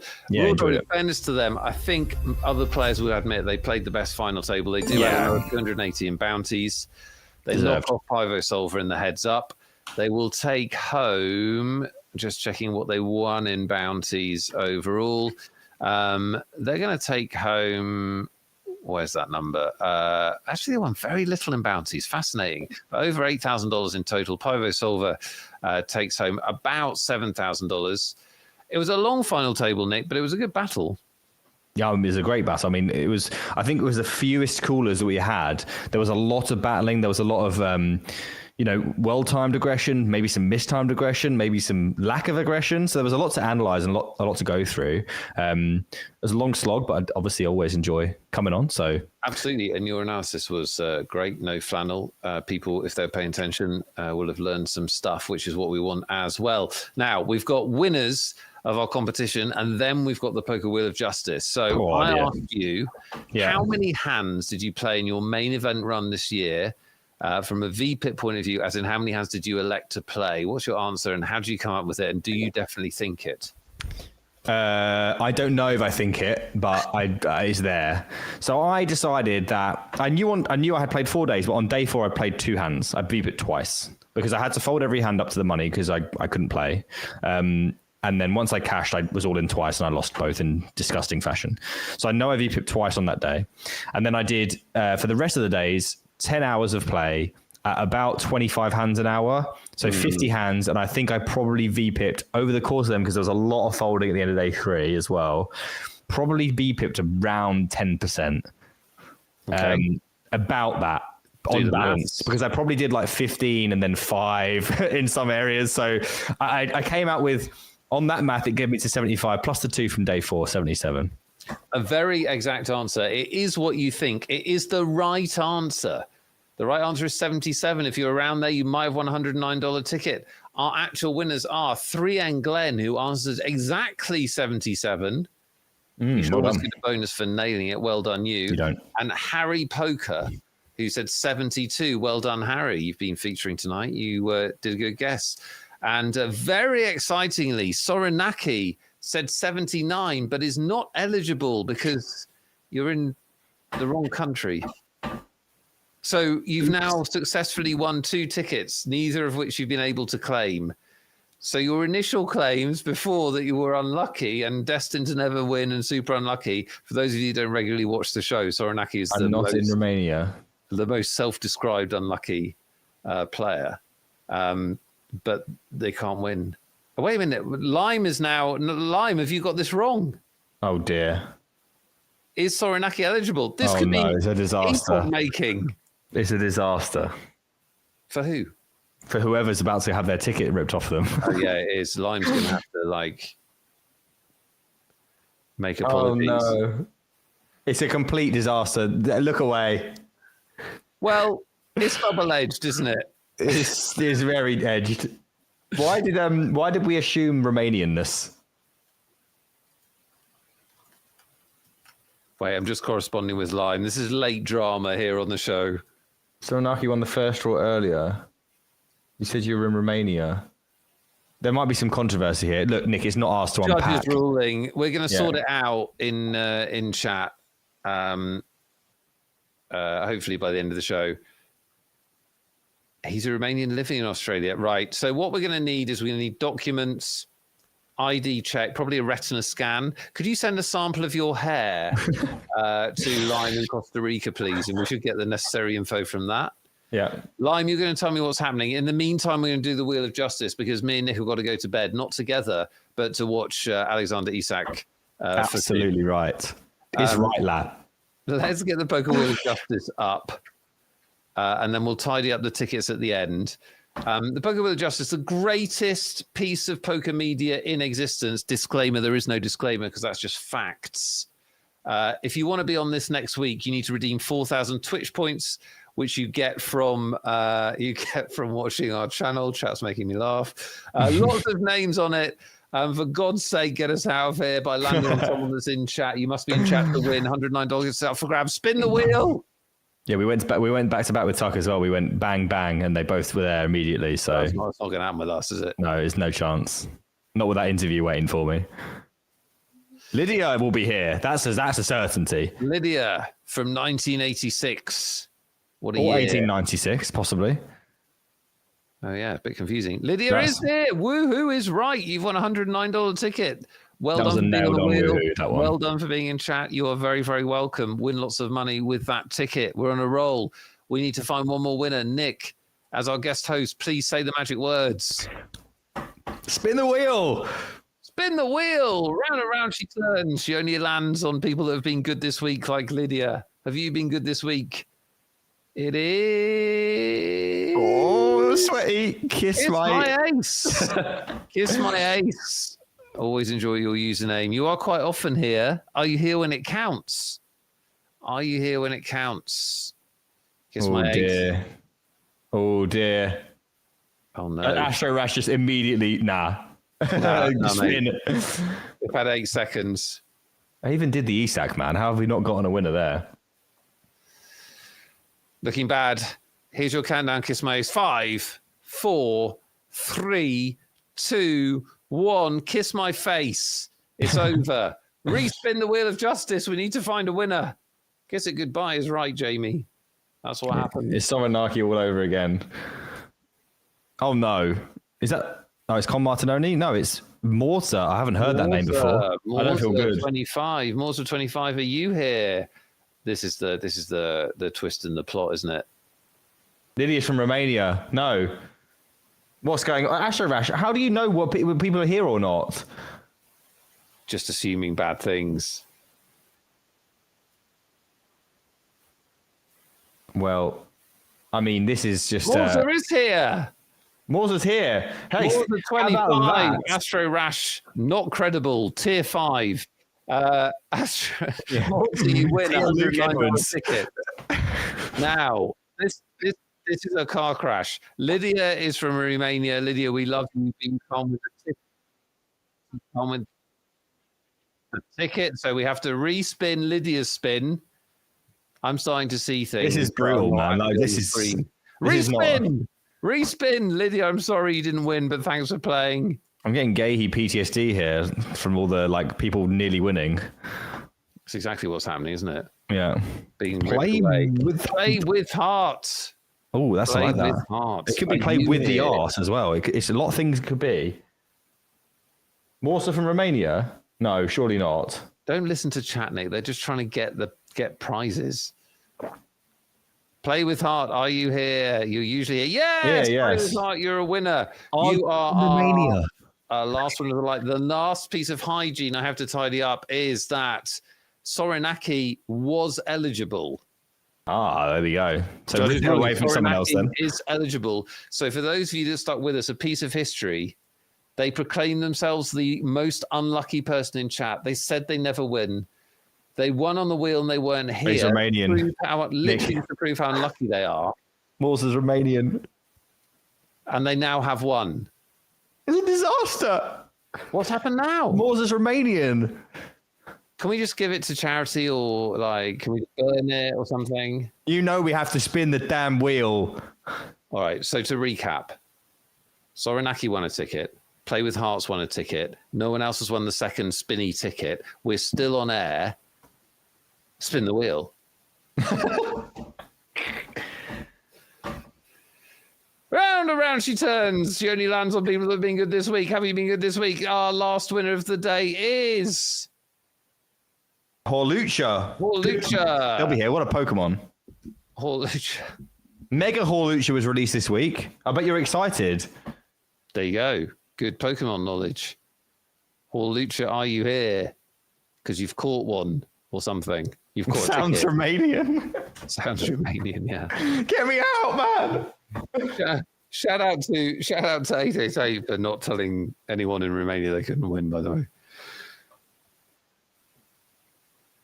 Oh, well, I think we're going again, mate. I just don't know what to doesn't tell look you. like they're here. 3 to abbreviated countdown because it's too late. 3, 2, 1. No, Hawlucha. You're out of here. Spin the Even wheel. Mega Hawlucha. Come on, please just don't be Romanian. I mean, no offense, but just don't be bloody Romanian. And the wheel landed on someone I can see in chat. I mean, That this- looks pretty Romanian. This doesn't look likely, does it? This does not look likely. Clessian PCM. Clessian PCM. I knew this was going to happen, man. I think is accountancy software. Yes. Clessian's here. Are you Romanian? Are you Romanian? How do you know where they're from? Mate, Clessian, are you people in chat are Romanian? weird. Clessian, can you prove that you're not